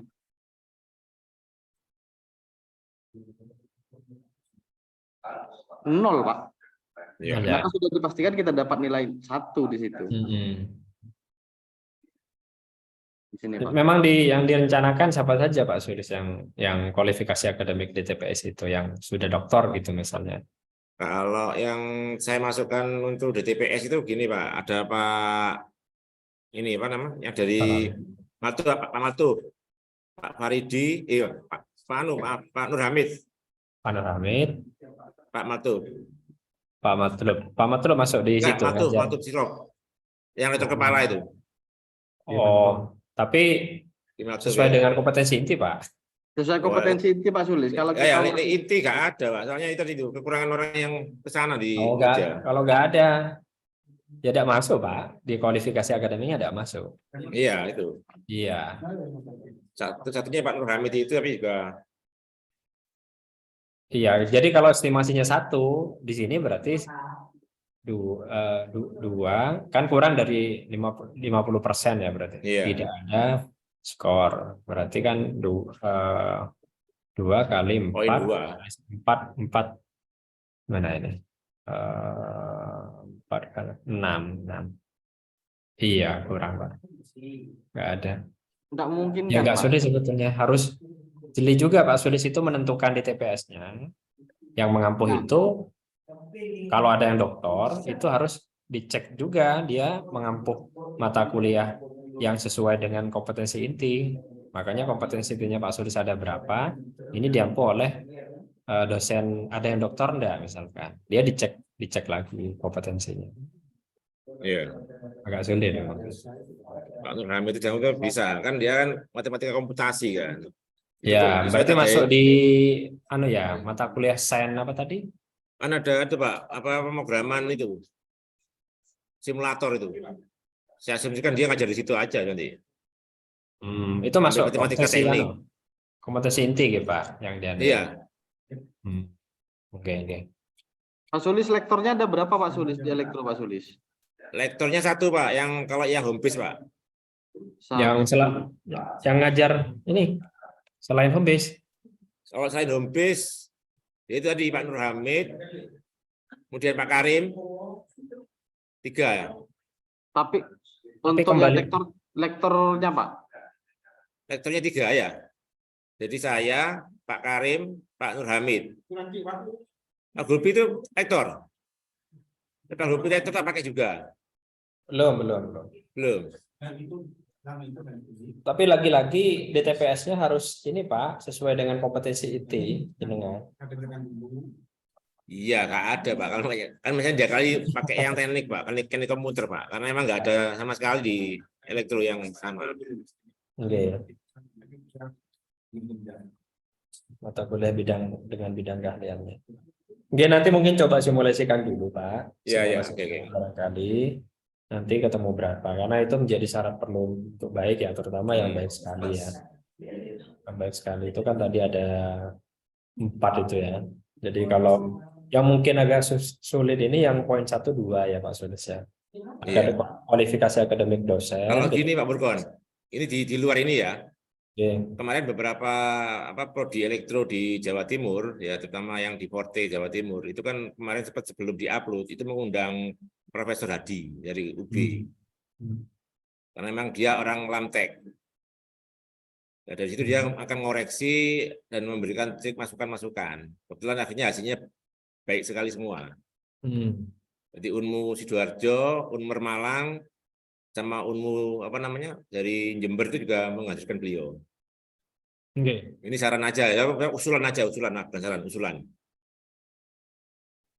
Bagaimana kalau misalkan sebelum ini yang elektro diupload itu kita panggil beliau. Monggo, ada apa Pak? Jadi monggo nanti kalau semuanya ada waktu untuk merevisi ketika nanti dinyatakan harus seperti ini, yaitu kita rubah untuk yang DTPS ini. Oke, monggo nanti disusun dulu, nanti mungkin sambil lalu di review internal.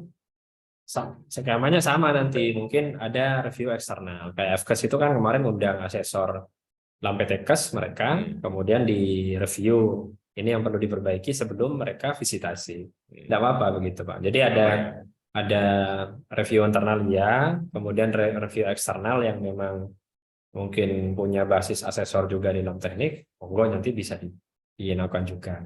Tapi kan minimal kita sudah menelaah di internal kita, misalkan. Iya, betul. Siap. Oke. Makanya, Pak. Oke, siapa? Ya, baik Bapak-Bapak ya. Mungkin itu sudah terjawab ya, Pak Sulis ya, apa yang sudah ditanyakan tadi. Dan saya rasa apa diskusi kita atau BIMTEK ini bisa nantinya, kalaupun tidak cukup, nanti kita bisa tindak lanjuti dengan pertemuan darat misalkan. Siap.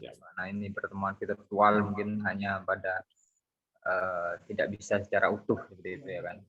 Jadi pada intinya LPPM siap mendampingi untuk suksesi akreditasi ya untuk semua prodi yang ada di Universitas Nurul Jadid ini.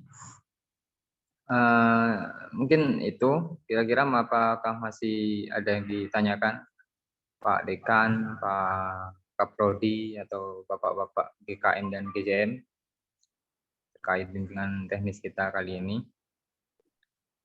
Mungkin gini Pak Badi, sambil tanya juga ini ya. Ini apakah memang ketika kita pengajuan itu nunggu dosen home-based elektro yang akan dihapus itu, atau dengan kondisi dosen home-based-nya yang sekarang ini? Karena kan katanya ada masukan untuk dihapus dulu yang pinjam ijazah. Itu apakah nanti ketika ngupload itu langsung hilang atau gimana? Nah, gini Pak Sulis, kalau masalah penghapusan dosen itu kan juga berkaitan dengan kondisi kebutuhan APT. Betul ya. Kemudian kita kan dalam penyusunan borangnya itu menggunakan borang tahun akademik penuhnya itu adalah 21-22. Oh ya, siap.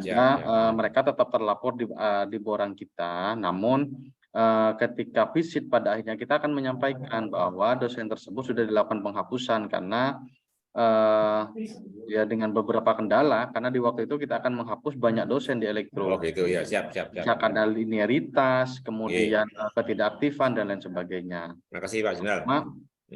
Yang perlu kita kejar saat ini adalah bagaimana kita untuk bisa segera memenuhi DTPS yang sesuai kompetensi inti itu, Pak. Apakah nanti kita bisa pinjam ijazah atau bagaimana? Nah itu kan skema-skema itu kan perlu segera kita perjelas. Apakah pindah home base dan lain sebagainya. Itu yang perlu kita kedepankan saat ini. Ya, terima kasih banyak. Baik, mungkin itu ya Bapak-Bapak pertemuan kita. Mungkin ada tambahan dari Pak Furkon atau Pak Idin? Tidak ada. Kalau mungkin tambahannya gini Pak Sulis. Jadi kalau dengan di DTPS-nya itu menetapkan ada misalkan sesuai dengan home base, maka itu juga berpengaruh pada aspek yang lain. Misalkan penelitian dosennya dan pengabdian dosennya. Jadi contoh seperti di FAI itu, biarpun dosennya melebihi dari 6, tapi mereka menuliskan di borongnya itu nulis hanya 6 saja begitu. Jadi mungkin ketika ada proyeksi yang mau dihapus itu, tulis saja mungkin yang memang nanti diproyeksikan untuk keluarnya juga ada. Misalkan ditulis 5, dosen di TPS-nya itu nanti akan berpengaruh pada penelitian mereka, pengabdian mereka, keterlibatan penelitian mereka kepada dosen itu juga. Pertimbangannya itu juga sebetulnya. Kalau jenengan nuliskan ada 15, maka di TPS dari sebanyak 15 ini juga dipertimbangkan penelitiannya ada enggak. Karena kan juga berpengaruh ke poin-poin yang lain sebetulnya. Jadi perlu jeli melihat itu juga sebetulnya nanti. Ketika menetapkan DTPS-nya ada berapa di prodi elektro. Itu mungkin sebagai pertimbangan saja, Pak. Iya, Pak. Makanya kemarin kan sempat saya masukkan Pak Gulbi itu kan harapan saya cek dulu. Memang ada banyak penelitian beliau 3 tahun terakhir. Sehingga juga rekognisi juga ada. Tapi ya kalau emang nggak mungkin kan ya nggak usah, ganti yang lain aja. Nah, makasih Pak. Cukup ya Mbak Furkon? Ya, Pak Dekan cukup? Untuk dari saya cukup, Pak. Iya, Pak Sulis cukup ya? Pak, cukup, Pak, cukup. Terima kasih banyak, Pak. Oke, baik. Dari GKM dan GJM, tidak ada yang mau ditanyakan juga ya? Ya, mungkin mengingatkan ya terkait laporan GJM-nya ya, silahkan untuk bisa dicek kembali ya, karena kami sudah melakukan analisis pada laporan evaluasi GJM-nya. Silahkan dicek kembali, ada komentar di sana, silahkan bisa direvisi atau diperbaiki sesuai dengan komentar, dan kalaupun ada yang kurang dipahami bisa langsung menghubungi kami ya, mau japri, telepon, itu bebas ya, 24 jam kami siap kalau nggak tidur. Ya, baik. Saya rasa ini kita cukupkan pertemuan virtual kita pada siang sampai sore ini. Terima kasih atas kehadirannya. Sama-sama. Mudah-mudahan paling tidak ya prodi elektro ini bisa mempertahankan lah predikat baik sekalinya. Syukur-syukur bisa meraih unggul ya, predikat unggul ya. Insya Allah lah, mudah-mudahan ya. Baik, mari kita tutup pertemuan kali ini dengan mengucapkan hamdalah bersama-sama. Alhamdulillah. Terima kasih, Pak. Ya, akhir kata, wassalamualaikum warahmatullahi wabarakatuh. Waalaikumsalam warahmatullahi wabarakatuh. Waalaikumsalam.